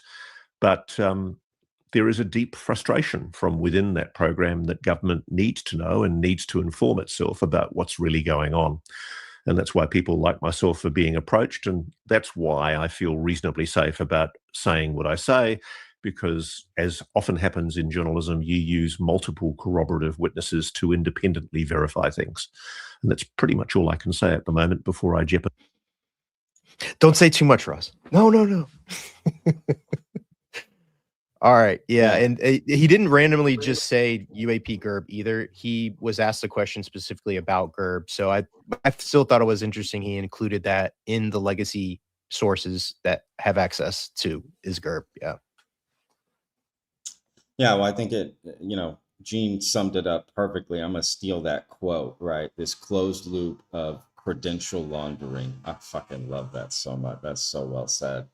That sounds like something out of Breaking Bad. Vince Gilligan wrote that. Yeah, and that's that's what that sounds like as well. And we've heard about sort of something tangential, circular reporting, but yeah, this idea that one person will, um, vouch for the other person, whatever. Yeah, I use that clip in my latest video that I spent a lot of time on. I just released this morning, US time. Yeah, I mean, again, I mean, no offense, but I just call bullshit on these sources inside this most secretive US program to ever exist, by the most powerful nation to ever exist. And Ross Coulthart has all these people, not just one or two, he's like multiple, like a fucking whole squad of people inside the legacy program that are talking to him. And something that I didn't bring up in my video that I'll bring up here is, again, how do you know, if I were to ask Ross or Gerb, right? Because now I want to debate both of them, even Ross now too. I'm going to Ross. I would ask, are they giving you classified information? And they would say, potentially, this is hypothetical, okay, this little improv game. They might say something, no, they're not giving me anything classified. But how would you know? You wouldn't know, right? You don't know the information they're giving. You can't really test anything. How are you going to verify classified information as a private citizen, right? And again, what sources and resources is Ross or Gerb using? What kind of resources does Gerb have? Is he a billionaire with a fucking squad of people? Like, he's not. So how are you able to have a source inside this most secretive program, and you're Zoom calling with them, or you're flying out and talking to them about these sensitive aspects of the topic? It just doesn't make any sense. I mean, I can't get over that barrier to then take anything that they say about that seriously. If I could get over that barrier, that might make it more interesting to me. And I think, and I'm not judging anyone for their beliefs. I never do that. I don't, people are allowed to think however they want and believe whatever they want. I don't care. I'm just saying, for me personally, I need more to cross over into that, to even thinking that's a credible claim, to then start taking what they take seriously, even as a quote data point that's always used in this community. Because the question I would ask both of them, and I'll land the plane here, I have way more to say, but I said it in my video, so please go check it out if you haven't already, is I would say to Ross and Gerb and anyone who claims to have sources inside this secretive reverse engineering program, is try getting sources inside a regular top secret special access program that makes human-made technology that is human-made. Get a source inside one of those programs and have them start feeding you information and see how far you get, right? Not very far. You're not going to get very far at all. So why is this okay? If it's more secret than that, if it's Manhattan Project 2.0, for me, they set it up as this massive thing and then expect you to accept the bare minimum to believe it. Does that make sense? They set it up as this major thing, reality changing, biggest discovery in the history of humanity, the most powerful nation to ever exist, the most secretive program to ever exist, the most crazy technology we've ever encountered. But just believe me at my word. But the standard of evidence is prime example of that. Is Richard crazy. Doe is a prime example of that. If you see a document and it's a legacy program and you want to do research and they send you to me, and it's my job to tell you about that legacy program, but it's bullshit. Are you saying that this is then I'm giving you more validity for that bullshit document because I'm talking bullshit about that document as well? I think we've seen a lot of that, and we've got evidence of that with Richard Doty, and it's been proven that a lot of the shit that he was talking about, these programs and stuff, has turned out to be bullshit, and it's just happening now in today's world. And this is why I don't think there is a legacy program in the way that they want us to believe there is a legacy program, right? That we go, 4 stories under the Pentagon and there's an office there that people are walking into every day. I think the most likely, scenario is, this, it's called an entitifying, right? Where you're creating an entity to explain and justify what are actually any number of ordinary positions and offices that have responsibilities for the management of classified information around any number of particular programs, and not having visibility into all of those things and the decisions that the people who are in the decision-making business, that's their job, inherently have to make, because it is their job and they have to follow the regulations and this and that system is so complex that it gives the appearance that it all must come out of one place, that everybody hits a roadblock at a certain point in their inquiry that they can't quite explain. And so the legacy program, has been born, probably because at some point somebody said something about, well, that's just sort of the legacy. That's the, somebody categorized it in that way, and it was taken as being a real place and a real thing, and has just taken on a life, and has manifested into an office that doesn't really exist. So in that case, then anybody who does have an understanding of it could theoretically, whether it's just to sort of pump up or give themselves that kind of credibility, say, well, yeah, I do this, but really it's the legacy program. I'm part of the legacy program. No, that's a good caveat. And I just want to be clear here. I'm not saying it's impossible for there to be a secret reverse engineering crash retrieval of alien or whatever interdimensional time, set up however it is and whatever it's called and whatever the structure of it is. I'm not saying that's impossible, or that I'm saying that the phenomena is bullshit because I'm calling out XYZ. I separate all these things, and I need to cross the finish line individually for all these things. And for me personally, I just have seen no evidence of the claims that people have made. Now, maybe the wrong claims have been made, which is kind of what Gene, I don't want to put words in Gene's mouth, but he's kind of insinuating a little bit of that. It's like the right, answer hasn't been given out, and therefore we're not asking the question that goes with it, almost like Jeopardy where it's reversed, right? So these things could be possible, and I know Gene's working on something with his father-in-law and all of that ties into some of this stuff.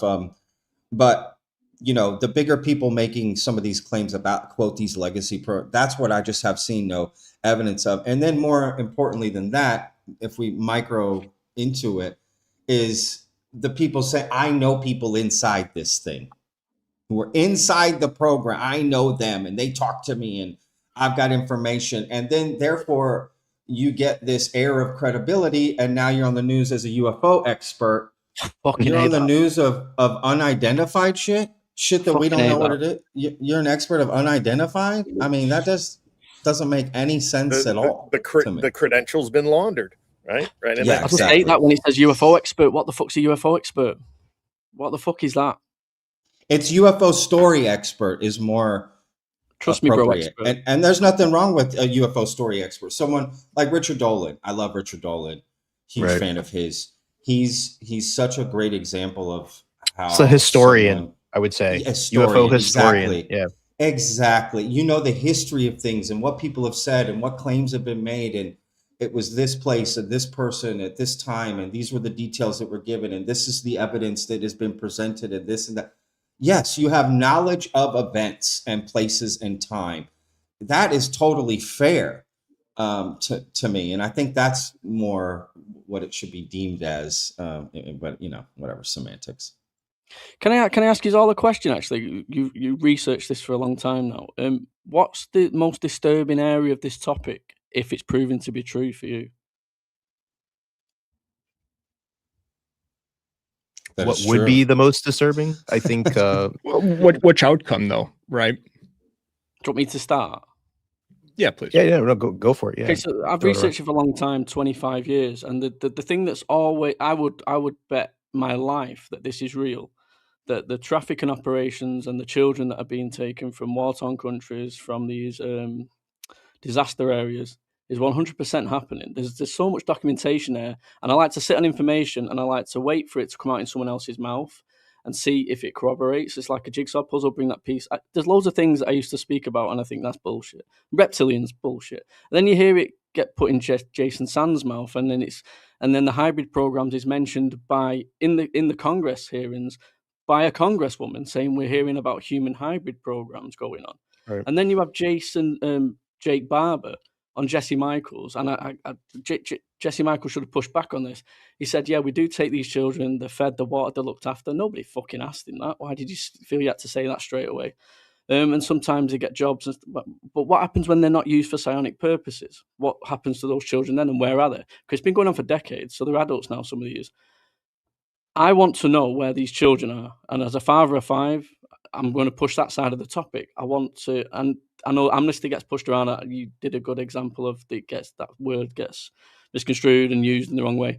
But there should be no amnesty for anybody that's done any crimes towards any children, for any experimentations or anything like that. Now, if people say, for example, I'm whistleblowing and I'm whistleblowing on Eugene, and it's going to get you in shit because you're the one that's been doing all those experiments, good. Give me them people that are coming out doing that shit. That's the area of the topic that I really want to fight, and I want to expose that. And I know for a fact there is something going on from my own research. I'm confident in that. Sometimes you got to be confident in your research. That's one thing I find disturbing, and I want it stopping, and I want people to get to the bottom of that.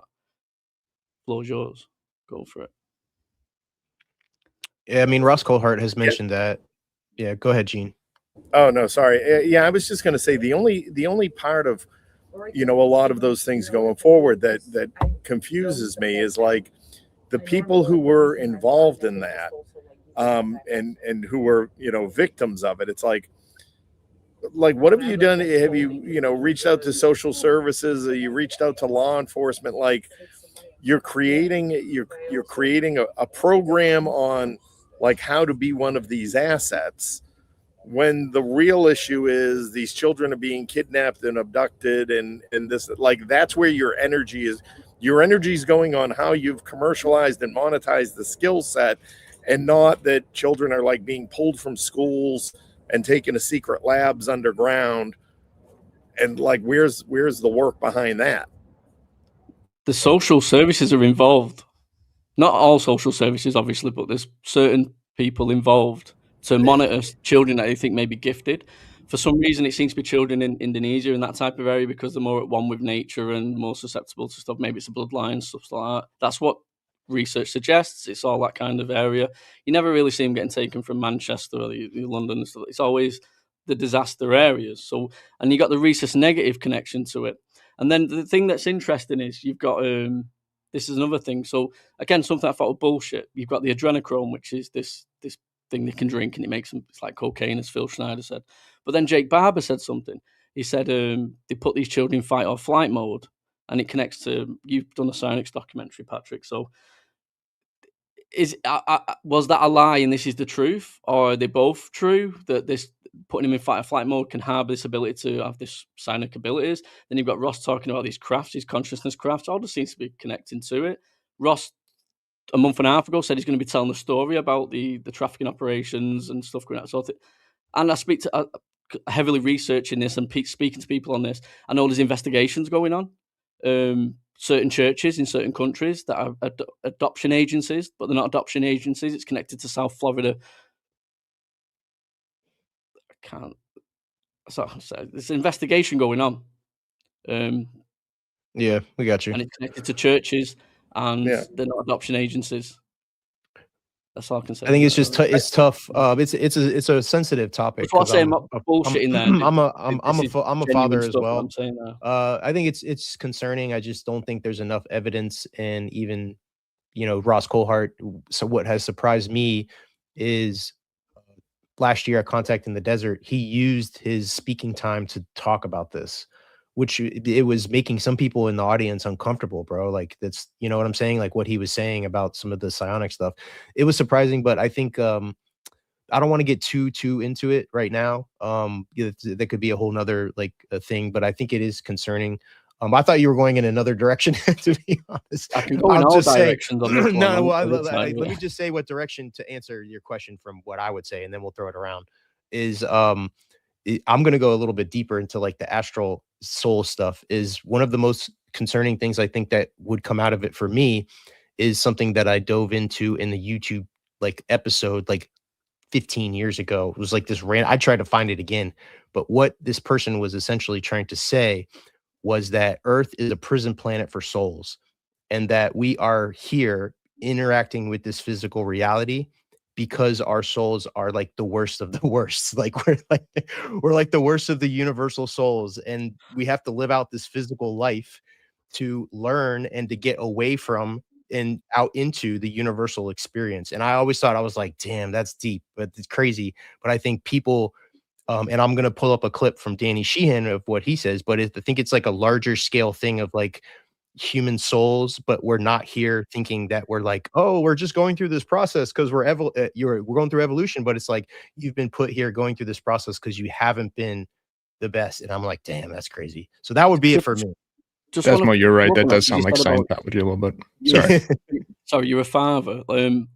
I was told, right, this is a couple of years back now, it's just an email, random email, didn't give his name or anything like I said, when you find out the truth of what's going on, you are not going to love your children the same. That's the effect it's going to have on the population of the planet. I could not get my head around that. Could not understand it at all.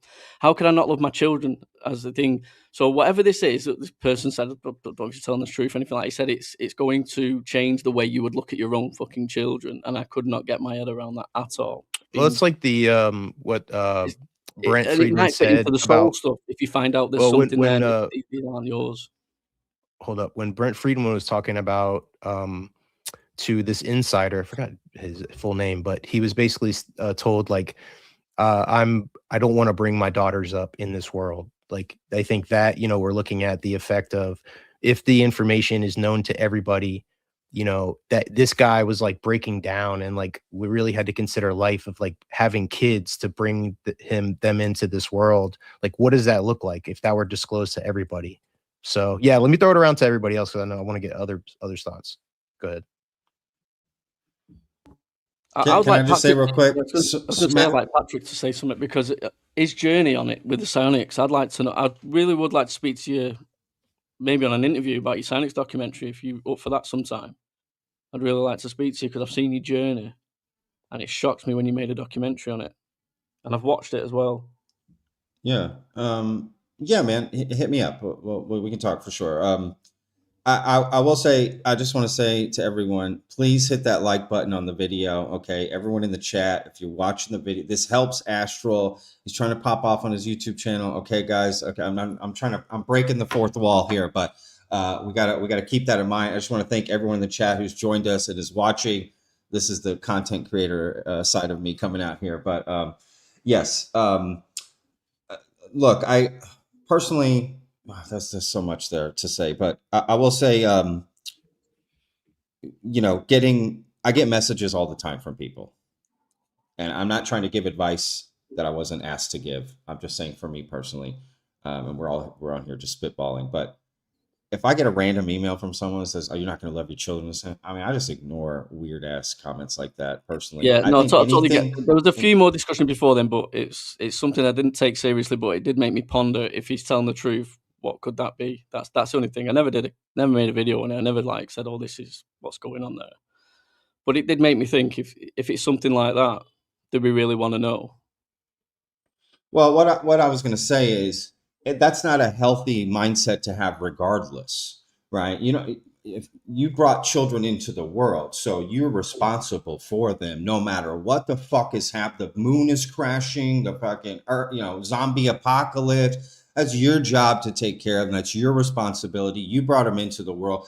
And me personally, if I was a father, I'm not. I have nephews. I love them like my children. My dogs are my children. But if anything were to come into my mind that might make me question that, I mean, that just doesn't seem healthy at all. So I just am more mad at the person sending a father a message like that. Right. And that to me shows some of the paranoia and craziness in this fucking community that a lot of people don't want to talk about.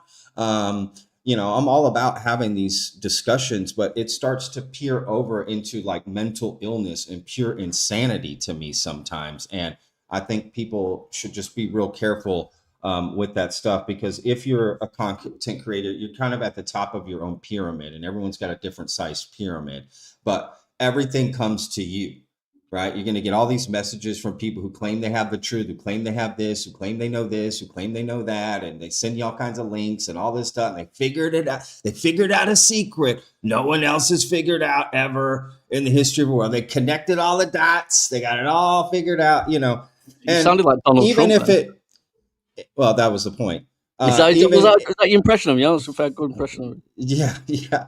I'm not good at impressions, but it's kind of like, even if there's something scary about the world we live in, and you're having these thought exercises like, could this be the truth? Unless you know for sure, it's not a healthy way to live, in my opinion. I think, it's about just trying to stay more hopeful and positive for what's going on. Because if the reality is broken and XYZ is happening, that's detrimental to society or whatever, what are you going to do about it? Nothing.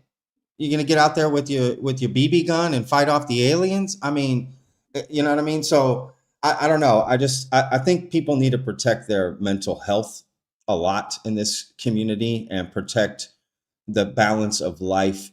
And if you do that, I actually think you'll be more mentally prepared to handle some of the bigger concepts and ideas and theories, right, about some of this stuff. And if the reality does get broken and it becomes there becomes a global awareness of this phenomena, right, where the whole world accepts it and it's talked about and whatever, studied, and that you're more prepared, I think, at that point to sort of deal with it. And what that reality looks like is messy. I don't see how you can paint it any other way. Another life form interacting with our species is going to be messy in some ways, but in other ways, you've got to get on with life. Life's got to keep going. You got bills to pay. You got shit to do. You got things. I mean, the kitchen's not going to clean itself. Kids aren't going to get, go to school. And even if they don't go to school because school shut down because aliens are abducting people, well, you still got to feed them and take care and make sure they don't understand the horrors of the world until they're more prepared to deal with it, and almost shield them a little bit. I don't know. It's a lot. This is an interesting discussion, if I'm being honest. It's interesting. I could talk all day. We were speaking before you joined, Patrick, about the releases of like classified information, like let's say 0 Point Energy. This planet's not ready. Do you agree? This planet's not ready for any technology with the wars that are going on this planet at the minute. I disagree. The humans are a bunch of morons, in my opinion, and would do harm to themselves. No, dang, that's rough. I disagree with that. Do you think we're ready for the technology? It doesn't matter. That to me, I hear what you're saying. To me, that's not the question to ask.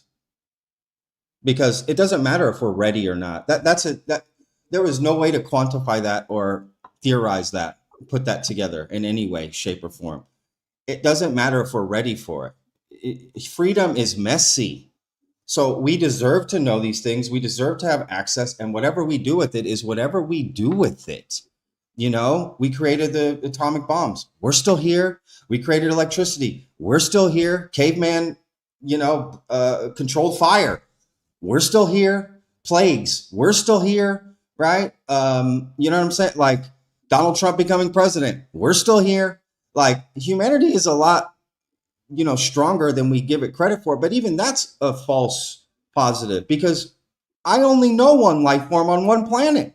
I have nothing to reference it to. I have nothing to reference it to. So I can't say humanity's a piece of shit. Or I can't say humanity's fucking awesome, because what are you comparing it to? Is there another planet that you're watching to see how they are? And then compare you, there needs to be a reference, a comparison for you to say it's shit or not shit, because that's a concept we as humans came up with. Good, bad, evil, good, right? Look at nature. Is there evil? Is there good-hearted? Do you see the lion? Oh, that lion's good-hearted.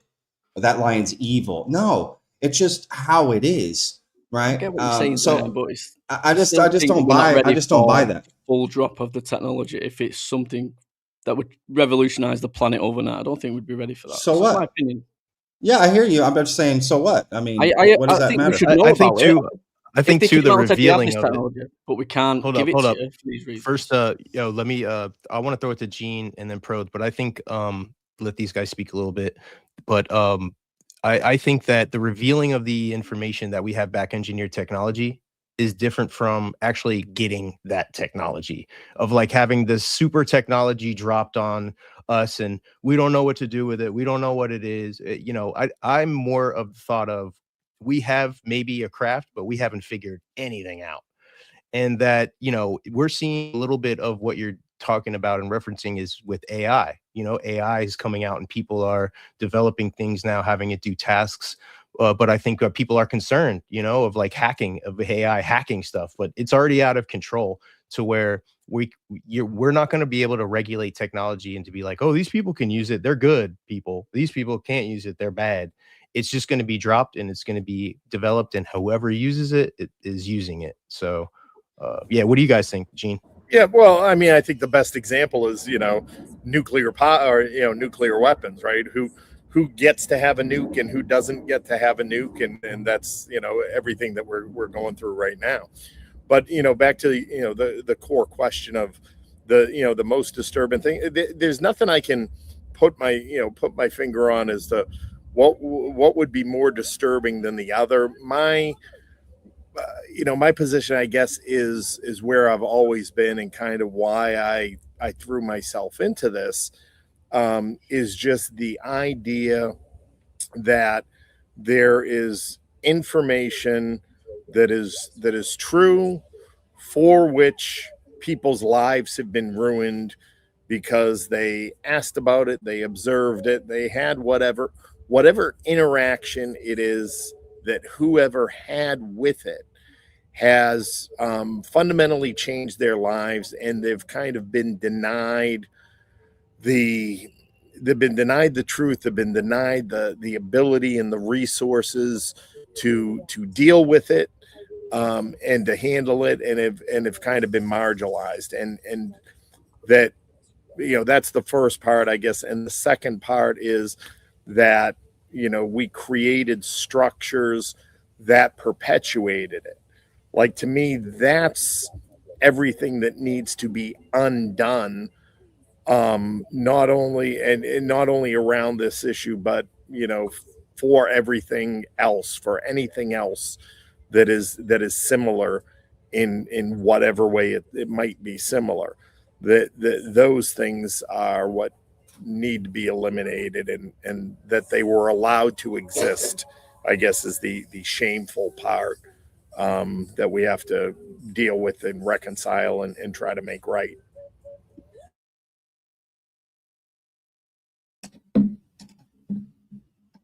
Yeah, well said. Agreed. I'll jump in. I think it's a good question. What's the most disturbing if this is all true?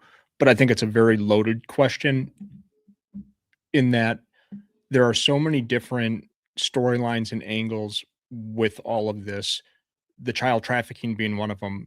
And for me personally, the evidentiary bar is pretty high. And I don't know that there's anything on this topic that I'm certain of. I don't think there's anything that any of us are certain of, because we don't have the concrete proof that it is. That said, if I were to have to pick one thing that I think would be the most disturbing, or perhaps the most impactful, would be just like the existential threat that this could pose, right? Like, we don't know how the world would react to even the news that UFOs, that aliens are in fact real. And if you take it a step further, if we say that they have been here or are here, that's a whole nother level of crazy that people could jump to because of that. So for me, the unknown of the public reaction around all of this would be the thing that's scariest to me, because when people, just like in nature, animals feel trapped or cornered, you don't know what they're going to do. Let me throw this clip up there too, because it basically Danny Sheehan answers this question, and I thought it was really interesting. And then we can kind of throw it back around to everybody and their thoughts.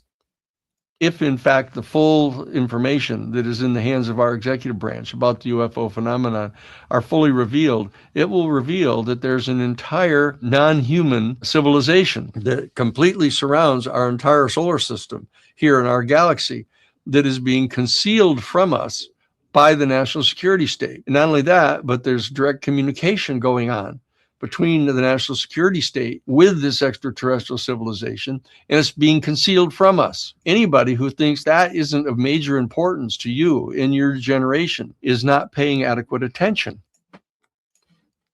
Shots fired. Straight off the bat, it gives me Galactic Federation vibes. Done a lot of research on Galactic Federation. Something that I'm interested in Galactic Federation. It's something I'm not necessarily believing, but it's interesting that in the Galactic Federation, they say they can't interfere with planets. They can just observe, and they try and help people along the way and stuff like that. And that's potentially, if it's true, what we're seeing. We're being helped along the way. But again, when you mention Galactic Federation, the tinfoil hat. Right. Something new agey stuff. Yeah. But it's interesting. I recommend people go and look at the Galactic Federation stuff. I think there's you get people that say they can communicate with these Palladians, these tall blondes, and that's the thing that you've all had it as content creators. You've had these messages where someone will say they've had this experience, they've communicated, and you think, okay. Then someone else will send exactly the same thing, and another person, and next minute you've got hundreds of messages with these same experiences, and it's like these all can't all be nuts. Is there something to this? And it's interesting. They could. I mean, that's what group psychosis is, right? You know, that's it by definition. It's something, something resonates with me. I hear a story and I've had an experience or I have something going on in my head and it resonates with me. So this must be what it is, right? And just having, if these same people had exposures to something else, they might believe that they're the Princess Anastasia who went missing, at the Bolshevik Revolution, right? Any of these things can facilitate that, and I think equally have as prosaic an answer as much of the other sort of questions that are out there. Gene, are you aware of Patrick Jackson's research on the Sphere Network? So what do you think about? So I know Patrick's interviewed. I've interviewed him. I've read his book. It's very interesting what he's come up with. And I don't necessarily believe these booger spheres. I think they're bullshit, from being honest with you. But he thinks there's some sort of network that's maybe we're like a defense system. And they're like the last defense. And we're like the first defense. So if something was coming in, we'd fight.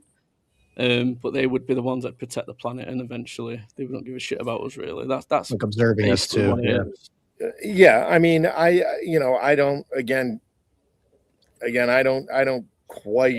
haven't quite crossed the bridge to those conclusions and things like that. I think the different types of craft, could very reasonably be everything has a purpose, right? Everything is designed fit for purpose. Whatever that purpose is, I think is still, up for debate and out for open. So, his work, the things he's identified, I can't really go beyond saying that it makes sense within the scope of them having some kind of shared purpose. How you reach those other conclusions, I mean, they could just as easily, just be monitoring weather or, something like that. Yeah. How it gets into a defense network, I don't know. The Galactic Federation stuff. Yeah, that one, woman who, astral projects and gets invited to the conference on the moon that's, composed of, Oh yeah. physical beings and interdimensional beings and stuff. Again, to me, that's like I'm in a 7-Eleven in Vegas and some guy walks in, and because I happen to be in this 7-Eleven in Vegas, he's like, hey, I'm part of, Majestic 12. We're having a conference over at the Tropicana. You want to come with me? Like, oh, okay. Yeah. I mean, it's it's like every other Twitter space. Right. It's the intergalactic equivalent of that, right? That I'm just, you just happen to be in this realm, so I'm going to grab you and bring you, to this meeting. Okay. And the idea of there being an intergalactic, and I've said it many times. I said it, I think Ty Roberts Show Disclosure Podcast was the last time I talked about it. I was like, what? If there is a galactic federation, then it's probably all the more frightening because they're not very good at doing whatever it is that they're supposed to be doing. Right. Because we do have all this chaos and conflicting stories, and they obviously can't control whether there's 4 species or 70 species. They obviously have no control or influence off of any of them. So what's the purpose of this galactic federation? Because none of their members seem to be, abiding by anything that it is that they're doing or able to control any of it. The Ashtar command, isn't it? That's what they go through, the Ashtar command. Right. And again, don't get me wrong. I don't doubt that anyone who says these things doesn't believe what they're saying. I'm just trying to, pull back and not, what's it called? Anamorphize, put, human emotions on, something that we don't understand. But I think there's a level of truth that must exist within the universe, right? And that must be, survival of the species, advancement of knowledge.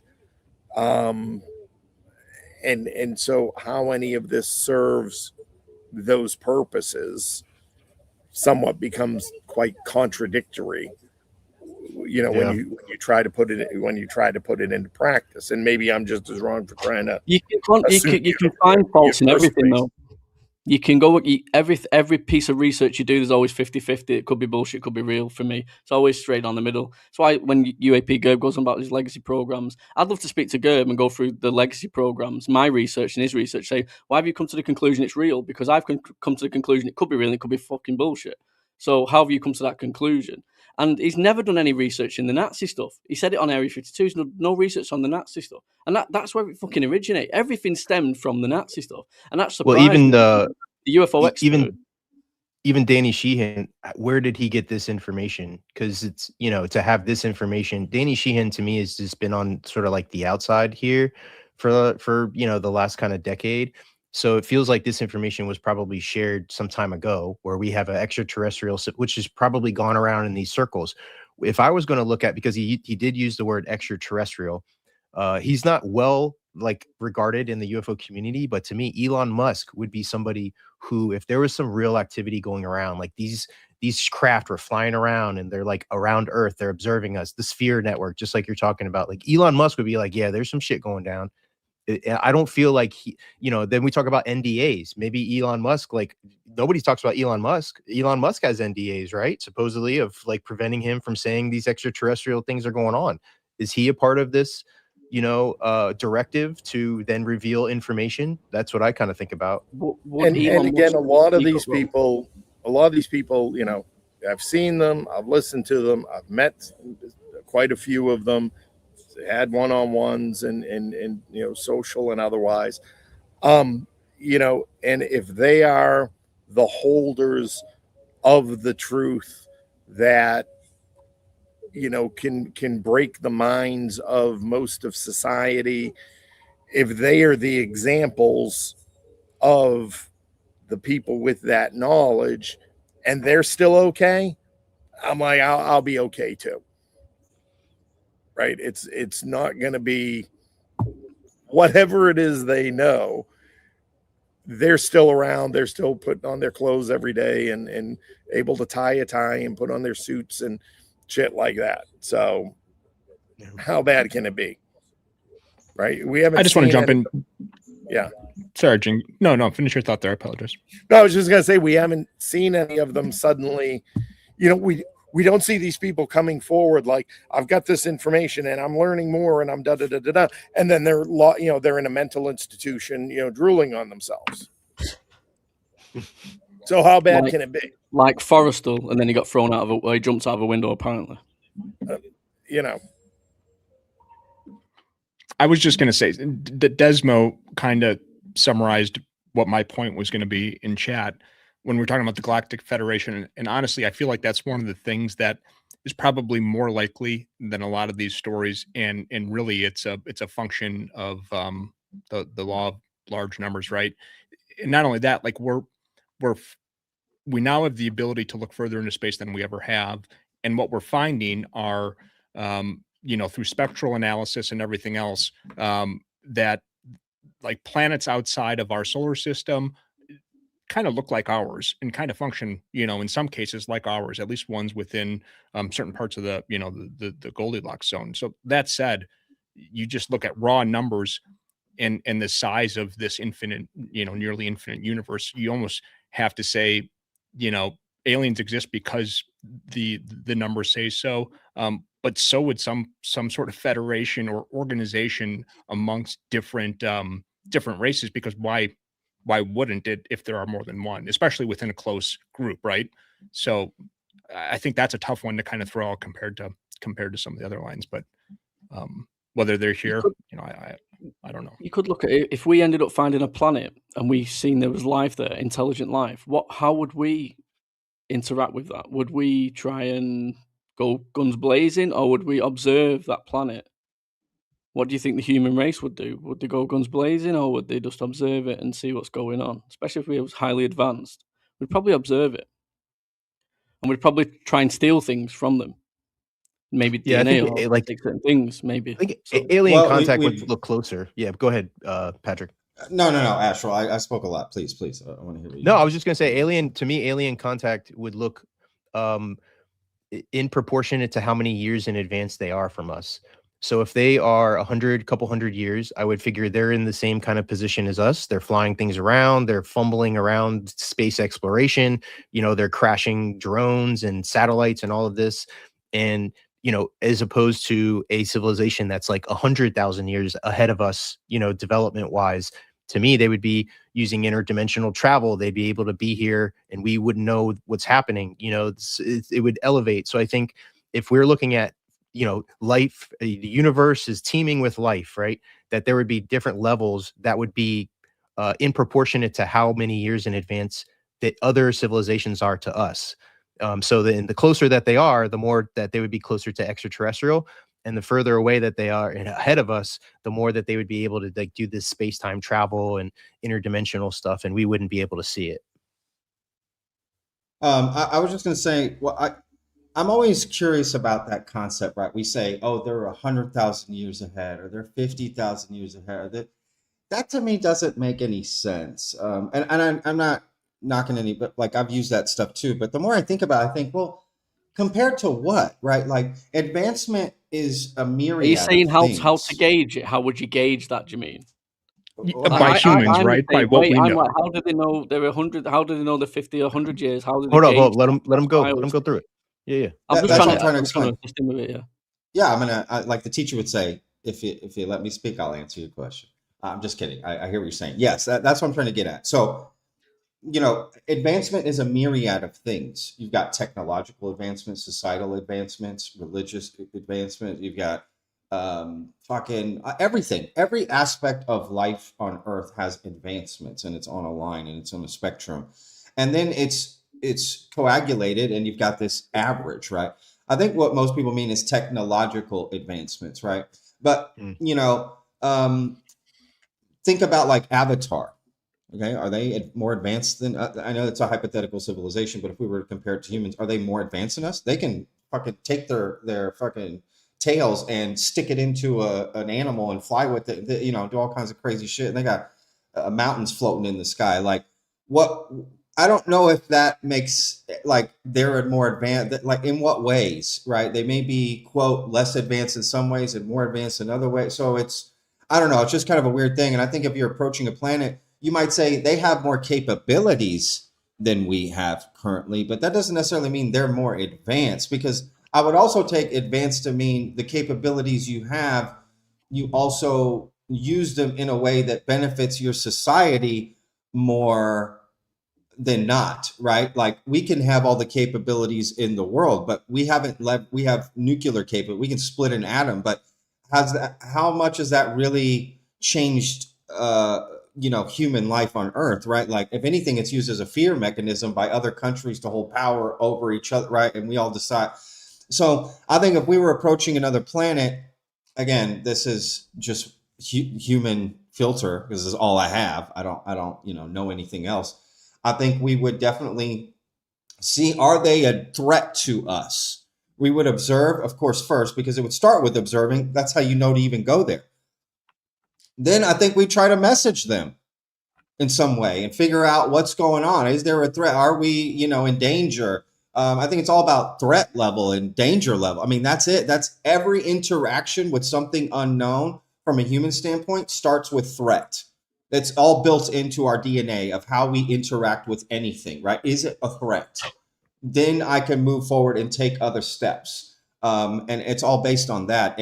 But what I don't see happening is that we start abducting their animals and mutilating them and leaving them and taking aliens off the planet and sticking shit up their ass and then sending them back down so that they can tell their news organizations what the fuck's going on. Like, I mean, this stuff just sounds so ludicrous to me. And, you know, like Gene said, we would be inviting them to our moon meetings so that they could join us astrally and hang out, and then go back and tell your people who will never fucking believe you what you just said. And let's get the message out. Just like I say about, this is where I land the plane, the aliens at the South African event that happened in the late 90s, where the children witnessed the area school, right? Where they witnessed the beings, and some of the children said they had an interaction with the beings, and the beings told them, take care of your planet, right? You got to look out for your planet. What the fuck? That's how aliens are sending the message to little children? How is that message going to get? So clearly they're not that advanced to think ahead that this won't be the best way to inform humans to take care of their planet.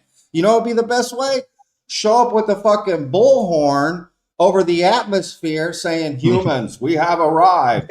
You are not taking care of your planet. This is how you do it. We're sending down a diplomat that you can talk, you know, not, let's secretly tell some children that no one will fucking believe. 3 people out of billions on the planet, you know, or we'll abduct people. That was Zimbabwe. That wasn't 3 people. It was about 50 people, 50 children. Okay. That's quantifiably the same thing, bro. 3 and 50, when you compare it to billions, is almost I'm just correcting it. It was a lot of children that witnessed it. Not all 50 interacted with them. No, but they have done a later documentary as adults claiming to have definitely seen this. So sure. Well, that's different. Seeing it and interacting with the beings and getting a message. You're missing my point. My point is the messaging. Right. The aliens came down to give humans a message through these only a few children who came up to them. Yes, more saw it or whatever, but it just doesn't seem like an advanced way to get messaging out. The most effective way. Yeah, not at all. I mean, it's always been interesting to me with the messages that, because if you look at, to me, what I pay attention to are experiences through alternate states of consciousness. Okay, like you have this out-of-body experience and you're interacting with an alien being, and then you're communicating. Then they're like, okay, like there's something wrong with your planet.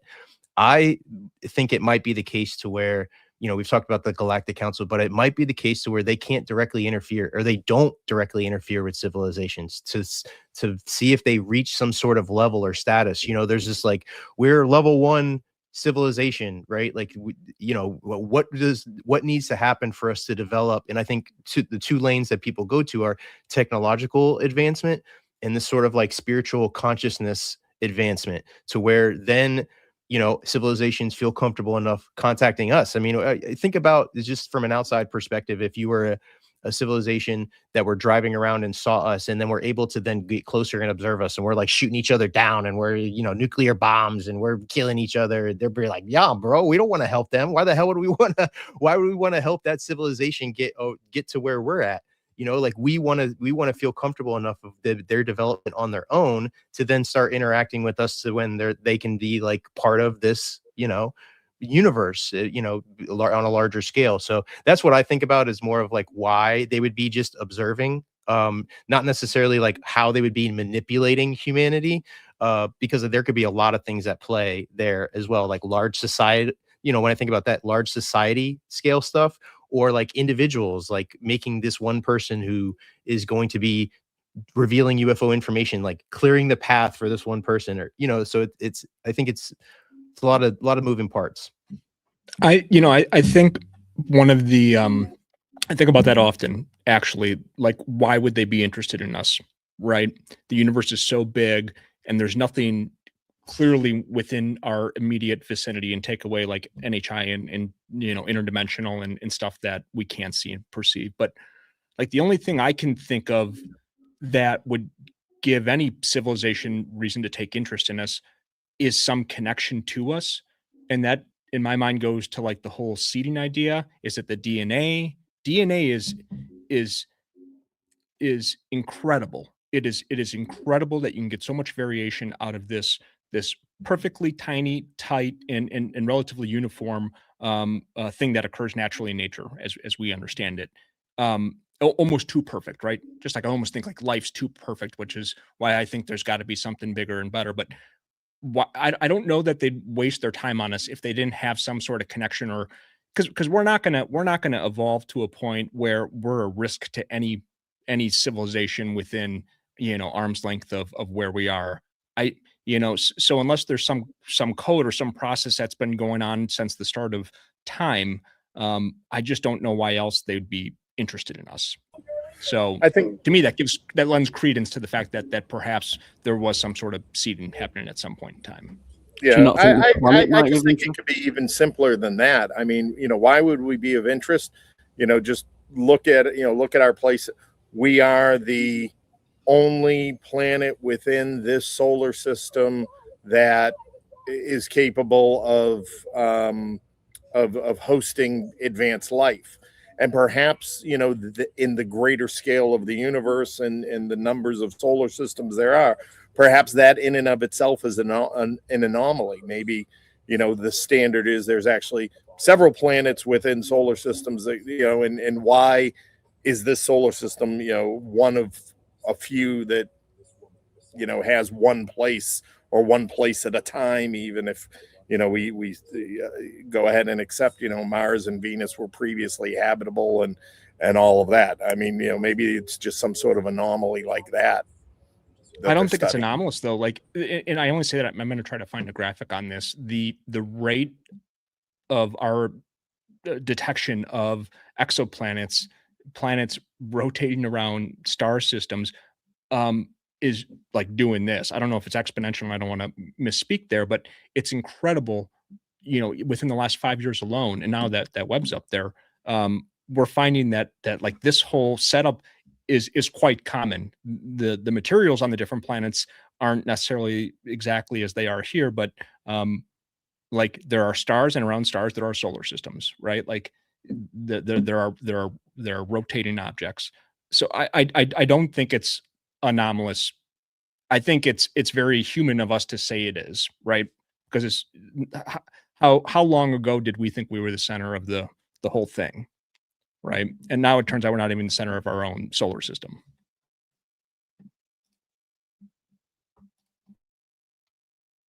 Oh yeah, good points all the way around. So just a heads up for everybody, I'm going to keep the stream going for about 15 more minutes. So just would love for everybody to stick around, and I'll let everybody say last minute words too. I got one more clip that I wanted to share here, and then we is can it about fucktoids? No, but some people would call this guy a fucktoid. That's a fucking fucktoid, all right. about 3 weeks ago, I guess. What I had predicted in the 1990s began, and that is catastrophic disclosure run by cutouts for the cabal, who are now officially in position on the White House advisory group headed by Avi Loeb and involving Gary Nolan and Tim Gallaudet and others. And then, of course, chief disinformation proponent, who has been an understudy of Dr. Death, Colonel John Alexander, was appointed as a staffer on this issue for the National Security Council. So it is a worst case scenario. I won't varnish this or paste over it. And we're trying to take actions to correct it, I think. Worst case scenario. Sorry, what did he say about John Alexander? I missed that part. What did he say? John Alexander's got the best nickname in ufology, Dr. Death. Dr. Death. He's fucking. It's like evil. Dr. Doom, but he's like worse, you know? Like He is. He should have been in the movie The Men That Stare at Ghosts, because it's based around him and what he was doing and experimenting with back then. But Greer, He's the most I evilest think person now ever. Greer is taking this position, I think, really trying to gravitate towards this, you know, all of these guys are giving you disinformation. And I've been in this so long, in the last 30 years, I've established myself that, you know, all of this 2017 stuff, to where he's now calling Elizondo chief disinformation and saying anything that, you know, the UAP scientific board, that council that was just established, is disinformation and all of this. So I think he's pretty making a strong stance here to be, you know, which is a part of the sentiment of the community. I think people are looking at Avi Loeb running this thing and in some form or fashion feel like it is a little bit of a narrative control, you know, grab, that sort of thing. So, you know, I don't know. What do you guys think about all this playing out? Because I think at one point too, you know, we're just thinking about Greer trying to insert himself into what's going on and trying to stay relevant. I think this is part of it too. His livelihood is deeply connected to all of this, right? Like that's how he makes his money. That's how he puts food on the table. And to me, it's natural that someone in that position would feel that way or take that stance. You know, I also think Greer's kind of his own worst enemy sometimes with just saying so many different things, given credence to any of these you know, and I don't want to shit on any of the theories, but I mean, you hear him talking about all the different race types and he speaks so matter of fact about it. How could someone in a position of power put someone like that on a council like that? Right. Like, I think it's his own fault that he's not there to a certain degree, but for Avi Loeb to be there, like, you know, I don't know. I think you need a scientist like that, but is he the guy? I don't know. I personally have mixed feelings on that and could probably argue it both ways. You mean with Avi Loeb being on the council or just involved? Yeah. What do you mean? Just involved in general. Like, should he have been the representative scientist? That's kind of what I mean. It almost doesn't matter, right? Like, no matter who they pick, people are going to have a problem. You know, it's a tough thing, right? It's like arguing over who's the GOAT in basketball. I mean, it's not an argument for me. It's Michael Jordan. What's Jordan? You know, yeah, come on. Yeah, I agree. But you know, you could have see, it's already started. Or who's the GOAT in football, right? I mean, baseball. Oh yeah, European football, sure. baseball, Yep. right? Like, there's always going to be who's the best singer, who's the best scientist to run this. Man, you're just going to have different camps of people who, you know, it's almost like, I mean, ideally, and I know this isn't what probably most people want to hear. It's like, well, you would say, let's give everyone a chance. So you take a year and see what you come up with. Let's get another panel of people. Let's see what they come up. You know, clearly we all want answers quicker than later. But you know, if this is a real thing, it would take time. You know, and you would need different people because, you know, I agree. You know, it can be complicated for sure.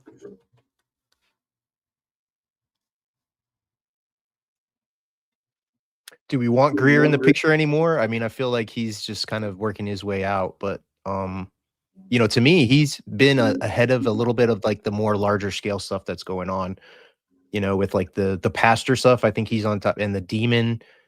He seems to be like looking at a little bit more larger scale stuff, not necessarily a source for whistleblowers anymore. I don't think whistleblowers, you know, he had the recent event where he had people who we've already heard of, you know, white Michael Herrera, stuff like that, that I think he's sort of championing. But I don't know if these new whistleblowers, like, it will be interesting to see this NDA thing again, like how people are moving after this announcement. It will be interesting to see what Greer says now about people who he may have been talking to who have been prevented by NDAs. Like, how many people has Greer been in touch with that he says, you know, because he's big on like, oh, I've got 80 whistleblowers, and it's like a competition who's got the fucking most whistleblowers now. You know, is it Corbell? Is it Ross Coulthard? Is, you know, who is it? Who's got the most? But Grush is, you know, at one point I think Grush, it doubled from 40 to 80 firsthand whistleblowers. You know, so. What do you all think of Michael Herrera? Do you trust Michael Herrera? Do you believe what he's saying? I'll be honest. I think he's telling the truth. I think he's telling the truth. He seems like a guy who's telling the truth, right? Yeah. The reason I think I'd lean more towards him telling the truth is because he mentioned the trafficking side of it. And why would you mention the trafficking side of it if you're trying to throw people off? Because you're sending people into an interesting area there, which there's loads of information to go and research on that. And then it ties up with Jake Barber. This is a topic for our next debate, which will be announcing tonight in space. Bro. I got a lot to say. This isn't the time. Get in here, but no, Pat, get in here just with your thoughts real quick. I want to, you know. No. I want UFOs around the world to finish what he's saying. I have a lot to say. Clearly, I've covered Michael Herrera. I have the only interview with Michael Herrera's team leader on my channel. Like, I've been dealing with Michael Herrera for years. In fact, that's the origin of UAP GERB. It's Michael Herrera. That story. Joey's not my name. There's a lot of things I could throw around, but that's a long, nuanced. Just because I said I believe him doesn't mean I'm right. Remember that, right? Just because I never judge anybody for their beliefs. I want to make that clear. I've been very. If he's throwing people off, it just seems a bit odd to mention the trafficking side of it. And we know that Skywatchers were supposed to do a part 3, and they went back into the black. And we've now got Jake Barber working in the background, giving locations and stuff like that of certain areas. And I think this is what Ross is going to start spilling out soon. So again, our locations you're talking about, just locations of places that people were taken to and stuff like that.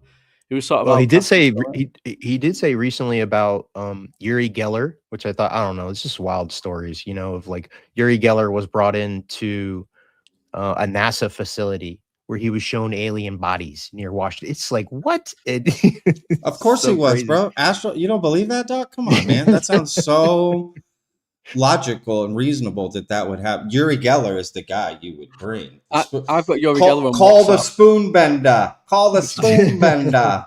I've got Uri Geller on WhatsApp, and he said to me, I'm not speaking to anyone with the name UFO. He made me change my name to Matt before he'd even speak. Honestly. And then when it was going off and the war were going on, he was updating me with things he wanted me to do. I sort of lost a bit of trust in him. I think he's got a narrative that he's pushing and stuff like that.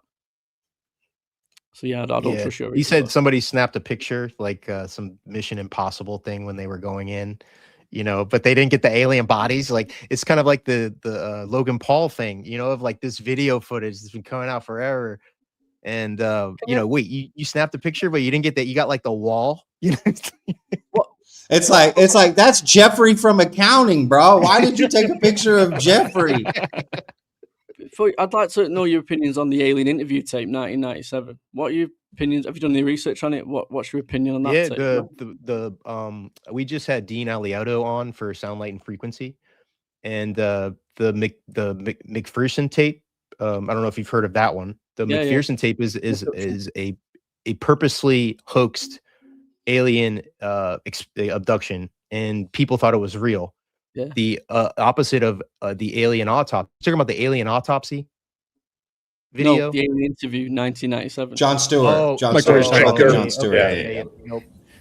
I'm not big on that one. I'll be honest. You're not big on that one.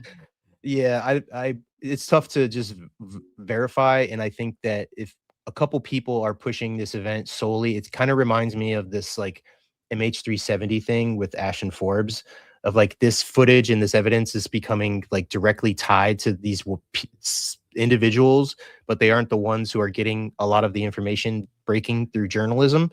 I pay attention to a little bit more of that. So I don't. Can I tell you something think that's really they're- interesting about the alien interview tape? And John Stewart's done a lot of research, and I've spoken to him about it. I've actually helped him in his research. It would not make sense for the alien interview tape to be faked by an everyday person. If it's fake, it's a military done fake, because it's spoken about 15 years in the making of that tape.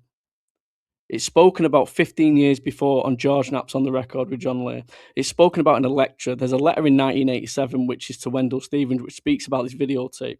You've then got Bill Moore, who then gets control of that tape. And Bill Moore in 1989 in the MUFON conference comes clean about the disinformation because he was being strung along by MJ12. He thought he was going to get the information. So that tape, if it's fake, it was in the making by 15 years. And I've done a video on it. It's spoken about 15 years. John Lay spoke about it, Wendell Stevens has spoken about it. And I'd love to, if anybody disagrees with me, you can argue with me on it, because I've done a lot of research on that tape. Yeah, I disagree, but that's okay. So, what do you disagree on? What do you disagree on? Well, okay. I know we don't have much time, so I'll just make this quick, and it's more nuanced. But quickly, I would say, just because something's spoken about in the past and then something happens and you connect those dots, that don't mean shit. That could mean that the person that made the video is using that as reference, and then you go, oh, see, they spoke about it 15 years ago, like, and that happens a lot in the community. Go ahead. No, I totally agree with what you're saying. But on the flip side, you're like me, 50-50 in the middle. It can be bullshit, but it also could be a piece of the puzzle leading up to it being real as well. So I can see where you're coming from. That's why I said I think it could be real. And if it's fake, it's a military stage fake, because the people that were speaking about it, like John Lehman and stuff like that, they were the ones that knew about it. So it must have been something they wanted to put it out there for whatever reason. So I'm not saying it's real, but I'm saying it could be. There's a build-up of information 15 years before that tape. So I'm not, like I said, I'm not saying it's real, but there is evidence there before. Have at it. Yeah, have at it. I mean, everyone's allowed to time and energy is everyone's own resource. So use your time and energy. But you still have to be able to hear the other side of it, though. Like you're saying, you don't know. I get where Patrick's coming from. It's possible from that angle. It's possible. I look at it the same way. I get Patrick gets videos and he does 99% of the times I'm bullshit. That's a bullshit video. It's very rare I see a video and think, oh, that's real. I'm really skeptical of everything that gets sent to me. But with the alien interview tape, if it's a fake, and it potentially could be, it would be something that's been set up to be put out there, not like an everyday civilian that's created it for fun. Like Patrick, but that's not proven either.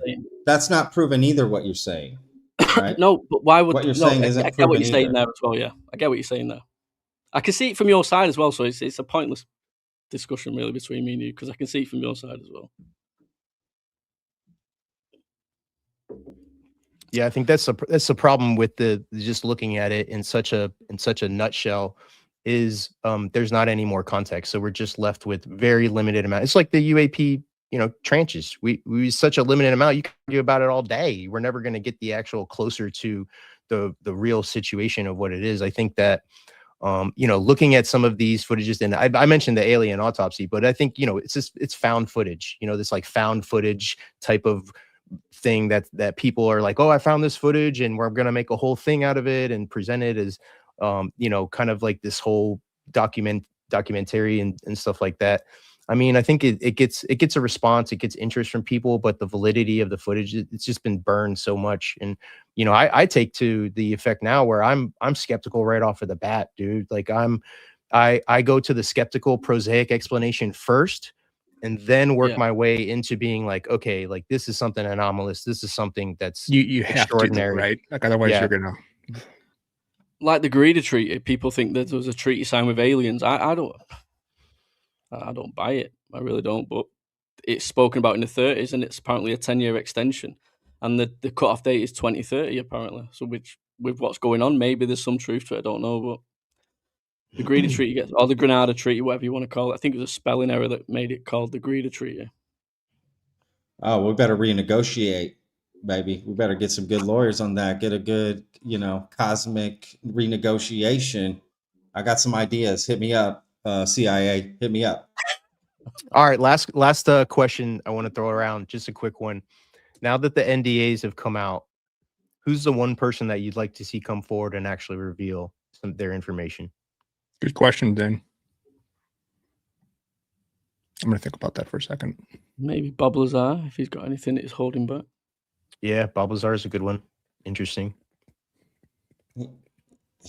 Yeah, he could already come forward, right, and testify. He doesn't want to, as Right. George Knapp convinced him not to, and told him, you don't know the UFO community anything, except asking them to buy your new documentary they came out with, and new interviews and new things, and that they should do that. What did you find out, Patrick, in that interview, that George Knapp was getting money for Bob Lazar's work, which I did not know about until that documentary? Oh, it might be the Area 52 interview. Area 52 interview. Yeah, kept that quiet. It doesn't really matter. To me, that none of that matters, because all that matters, there's a lot of noise. All that I really care about at the end of the day is proof or evidence of fucking aliens. Everything else is like a shit show. It's Real Housewives. And, I also deal in that because that's all there is. He said, she said, this, that, we got this. Yeah. So that's all I'm swimming in this shit, but that's all I got. But at the end of the day, with someone like Bob Lazar, I don't care if he was arrested. I don't care if this happened. I don't care if that happened. I don't care if this. I don't care if he contradicted himself a bazillion times. I don't care if proof comes out that's that's all I really care about. And so far, there's just no proof. And that's all. At the end of the day, all I care about is proof or evidence that has no friend or foe, right? That has no intentions. It has no motives. It's neutral. Proof and evidence is neutral, right? That's basically what I care about. And, who would I like to come forward? Somebody that probably a name we don't know, someone who's worked in the program or worked on can bring evidence and proof in of that, or at least one aspect of it, one stovepipe of it, and bring that forward and talk. I mean, that's what I would like to see, a name we don't know. Yeah, I agree. I think it's it's the person, the bureaucrat who had a lifetime career that circulated through this system, that truly knows the inner workings and the inner discussions that happen. As far as a congressional hearing, for me, it's totally self-serving. I want to see Bigelow, Knapp, Lakatsky, Putoff, and Davis all on there talking NIDS and OSAP, and I want congressional records, Harry Reid and the Hawaiian senator or rep, and all those details of all the backroom deals that happened, and what information they had when they started, and what truly led to everything. But other than that, it's going to be some career bureaucrat that really had visibility, cross-channel, and can separate the wheat from the chaff. Patrick's enemy number 2, apparently, according to comments. Does that mean am I number 1? Come on, why? No, the gatekeepers are. I'm enemy number 2, right?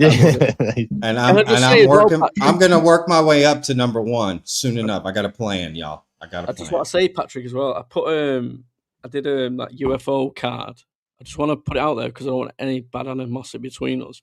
It was what the internet view was, not me personally. That's why I made that card, the bombshell and all that crap. I think you took it the wrong way. That's all. You got to pay him for saying that. Oh, no, man. I think you probably took it the wrong way. You made a joke. Maybe I took it the wrong way. Maybe. You were busting. I just was joking back, dude. I'm a joke. Yeah, I was just joking. Can tell, I followed you from I'm a goof. 500 followers. You know what I mean? Yeah, dude. I'm a goofball. You know what I mean? So I just that happens a lot. People will joke with you, and then you joke back, and they go, "Oh, why are you so sensitive?" Well, bro, you were joking with me. I'm joking with you. What's the problem? Like, I thought it was. I like busting balls. I have no problem with that. That's one of my favorite things to do. I like to have a laugh. So, it's important to have a laugh in this topic because it's just remember that sure. I'm always joking half the time, and that's part of the problem with social media responses is like you type it out, you only get the words, You don't get me saying it out loud to you, and you get my tone and intention, and you know what I mean. But at the end of the day, bro, I'm a fucking goofball, you know. So that's all you need to know. Of course, I wasn't upset by that. Respect. Not at all. It was pretty funny though, wasn't it? It was a good card. That.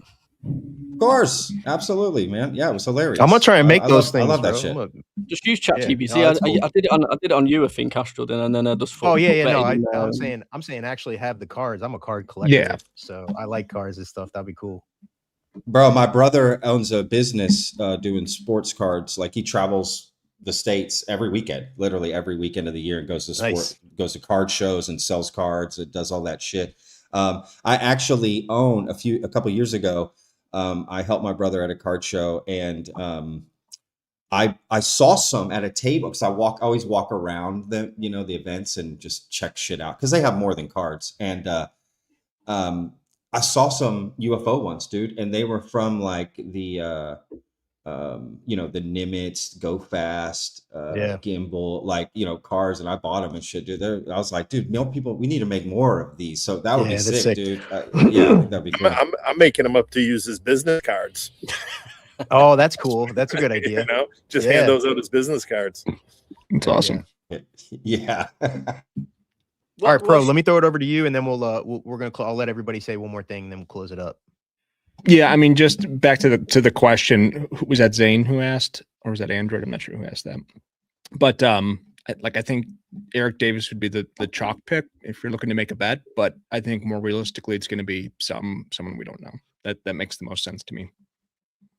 And Davis already said that he spoke, to Congress about this, or he like that. This wouldn't, because keep in mind, this doesn't mean what people say like becomes public. It means that they're freed from their NDAs and then go speak to government organizations about this. So, this is good news, but like, we don't really know what's going to happen with any of those conversations, at least in the detailed way that we want to know. So probably an unnamed person is who it's going to be. I suppose it's also who they bring into that. So if they whistleblow on something, if it's affecting someone, could these people be in danger now? So we've got to look at that side as well. Yeah. We'll know soon. Cool. Well, yeah. Gene, Pat, you guys want to say any last minute things, and then I'll throw it off. Appreciate everybody from being on here, man. And like, share, love. I got a long day ahead because I'm going to do a space still tonight. Later on tonight, we're going to do a space. I think I need one of them caps. Yeah. No, thanks. Great space. Great seeing everybody. UFOs meeting you. We haven't. I don't think we've interacted before. It was a pleasure to hear you. And for everybody out there, if you're interested in the original Russian UFO files, engineeringinfinitybook.com. Everything is out there, public, downloadable, to do with what you want. And if you're more interested in the business and economic aspects of disclosure, we now have Black Grove Global Risk. There's no woo. It's all, information, not entertainment, as we say. And, it's all of what the system is doing, regardless of what anybody's saying, is really what we're looking at, and what the true impacts of that would be for private sector companies, to start helping them get prepared. That's sort of the goal and mission there.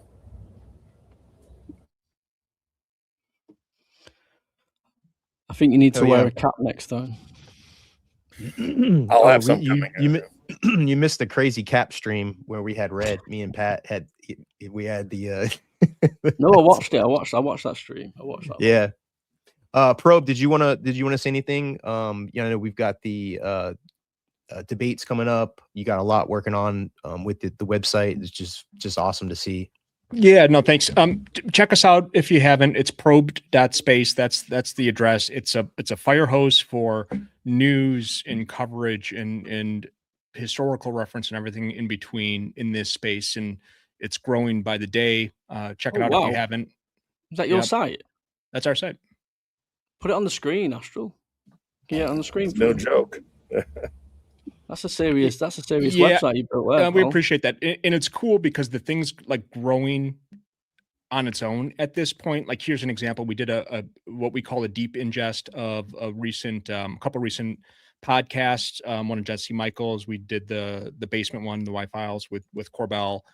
And it's cool because when we put like our summaries in of the episodes into this ingest pattern this pipeline that we've developed, it'll pluck out obviously like the names, the people, the orgs, but it plucks out like the documents and the testimony that is discussed. And then if there's an actual document on the other side, like a physical document, a PDF or something, not a physical document, but a PDF, it'll go in OCR that and connect it to the whole system, back to the whole system. So it's really cool to see this growing, kind of as it is now. And thanks for the plug here. Thanks for showing it. So it's new, the whole thing's new. We're going to drop that beta badge pretty soon, but we are wide open to input and feedback. So if anyone wants to see something, or if we're missing something, please tell us. But yeah, we're trying to get to the bottom of all of this, just as everyone else, right? We're in this to get closer to the truth. So Astral, appreciate you having me up here today. And Gene, UFOs, Pat, pleasure, guys. Awesome, man. Yeah, I'll say the same thing real quick, Astral. Just thank you for having us on. It's a great discussion as always. I love all this shit. And thank you to everyone for just sharing their views. Please check out everyone's website that they mentioned, Gene's, Probed. Check out UFOs around the world, asteroids. I'm calling you asteroid now, Astral. Check out Astral's YouTube page. If you haven't subscribed to this channel, if you're watching it, please subscribe. Okay, that would really help Astral out a lot. And just thank you everyone for just being cool. And we can all disagree, agree, throw out different ideas, thoughts. We all come from it different angles, and I always respect cool conversations like this. So thank you. And thank you to everyone that checked out in the chat and just hung out with us, gave their thoughts as well. I really appreciate it. And I saw Jeremy saying in the chat, so I'll say it because he wants me to, check out our vetted Discord. Yes, we do have great conversations in there in the open mic. So please feel free to join our Discord. Where's the link? I have no fucking clue. I'm going to pop in there, Patrick. I've never been in there. I'm going to pop in there. I always hear conversations from your Discord. Please come in there. I think the link is, well, this is real bad on my part, isn't it? I'll find it. I think the link is it's in every description of any one of my videos, but it's also in the main page of my channel or something. Fuck, this is bad PR. I'm not good at this, y'all.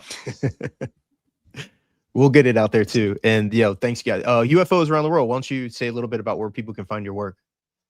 UFOs around the world. I'm on TikTok. That's where I started off. I'm on YouTube now. It's growing nicely. So just reach out to me. I'm just a researcher like you guys, wanting the truth, wanting to mingle with people. It seems to be a lot of American people that are into this and I want to try and get a few UK people involved and stuff like that. I'd like to create a weekly or monthly thing going on, just going over the latest stuff, and also go into the old stuff as well, because I think that's important.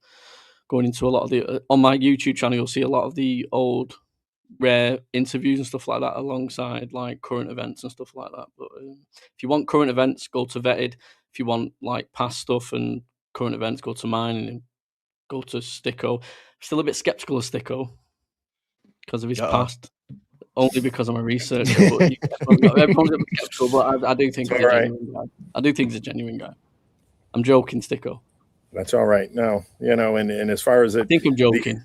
As far as the American centrist, listen, I had a guy. He was like he's a reporter for a major, recognized publication, and I'm telling, and he's just like, I think you're, he goes, I like you, but I think you're still in. I think you're part of a rogue group of CIA agents who are trying to get this information out. And, I'm your guy if you want. And I'm like, he's like, yeah, you just stink of intel. And I was like, well, thank you. I guess that's healthy. That's healthy. Yeah, you need to make friends with him and prove him wrong. He's the person you need to prove wrong then. Yeah. But as far as, like you said, it being U.S. centric, I just say, first world problems, right? We have the luxury to be able to sit back and do this and concentrate and ponder these issues of life and things like that. And I think there's a lot of people in the world that, for which, you know, basic survival is still such a struggle that they, you know, anything could fly over their heads and they just have to still worry about getting fresh water, you know. So it's I think we should all consider it a privilege to be able to sit back, commit time, and have these kinds of discussions. No, I've enjoyed it. Astral, I'll share your YouTube on my TikTok, and if you want to do a TikTok live sometime as well, promote it on your TikTok and stuff, I can help massively on that. Yeah, and stuff I got a get it little out there. TikTok channel. My kids are on it more than I am, but I'll get I need to anyone branch from out into TikTok, like I some can definitely Instagram. help you on that. I've got a big following on TikTok and help people with, and it's easier than YouTube. You know, you can share a video and it can have 5,000 views in 30 seconds on there and stuff like that. Yeah. What my advice I'd give to people that want to try and come from YouTube to TikTok is don't share your podcasts. Sit and face and then introduce your finger, because it'll put it up as being like shared or someone else's content. It'll say it's someone else's content. So sit down in front of the camera and then speak and then share your podcast. That will help promote your videos better and stuff like that. And make sure you use the four hashtags consistently. Don't use anything else. UFO, aliens, UAP. That's it. That's all you need to do, and you'll break TikTok very easily. Yeah, I've enjoyed it. Actually, it's great. I'll invite you to mine when we do a live on YouTube and stuff like that. I'm always going live on YouTube doing watch-alongs. I'd love to do this and get people involved. And mingle. One more thing for you, Matt. That's not going to help my case any. But I'm working with a filmmaker for the BBC right now that's doing a documentary that next year about Shell Oil, and I'm going to be part of that. So you'll see me over that side of the pond on BBC talking big oil. If you ever come to Manchester, listen, there's a house here for you. You don't have to get a hotel. Come and sleep over the night. Get in bed with Mrs. if you want. I don't care. You know, I spent a lot of time. I spent a lot of time in Manchester. If you ever come to Manchester, hit me up. Listen, there's a house here. I used to be there all the time. Wish I knew that. Plenty of countryside. We can go out and do some UFO investigating and all that scientific stuff. Yeah, we used to go up. We used to go up to the Yorkshire Dales from there, and Leeds and Cleckheaton, and that whole section. I used to fly into Manchester and go north from there. We've got Brad the Art coming over, actually. If Patrick and Astral and Probe, if you want to interview someone, reach out to Brad the Art. He's done the DMT. He's got loads of information on that, and also what's going to happen in August. Again, take it with a pinch of salt, but he's so knowledgeable on taking that stuff, and it's such a fascinating interview to get involved with. So yeah, reach out to Brad the Art. I'll share it with you on X. You can reach out to him. It'll be a great interview for you, honestly. Yeah, I'll check it out. I'm doing interviews. I mean, Gene was my first interview that I did. So I'm definitely trying to branch out. And you just gave a new meaning to the transparent community. We don't want to get that, but definitely appreciate everybody coming in. She doesn't know yet, but she will be. Oh yeah. Hope not. Listen, it's for research purposes. I've got 5 really kids. I don't want any of that shit anymore. No. You don't want any other kids anymore. None of that shit anymore. All right, man. Definitely appreciate everybody for coming in. Again, I'm going to try and do some of these really like every week. I'd like to do this where we have these different people in the panel, different people, researchers in the community hopping in and out, giving their perspectives on the latest news. So I think this was really, really great conversation. Appreciate all you guys coming in. Check out all these guys' channels. I got a space later on tonight. It's going to be a little bit later on. I got to do some stuff with my son in baseball. So probably late night tonight, we'll do the remote viewing space. Feel free to jump in, and new videos coming out soon. Thanks again, guys. Peace. Take care, man.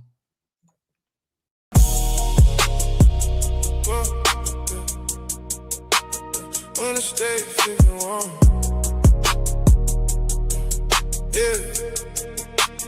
Interstate 51, moon roof back, let's ride. Stars in my eyes and the whole squad high. Light in the sky, yeah, we all saw that. Interstate 51, ain't no coming back. Interstate 51, bass too loud. Windows down and we floating through clouds. Interstate 51, all night long. If they listening out there, put the song on. Friday night, in the tank on full. Whole crew deep, and the vibes so good. Moon hanging low, and the air so so cold. Big 808 make the dashboard fold. Saw white light way out by the trees. Stop on a dime in the dip with ease. Nobody spoke, everybody smile, like we all turn back into little kids. Hands out the window, stars on blast. Living right now, don't care about the past.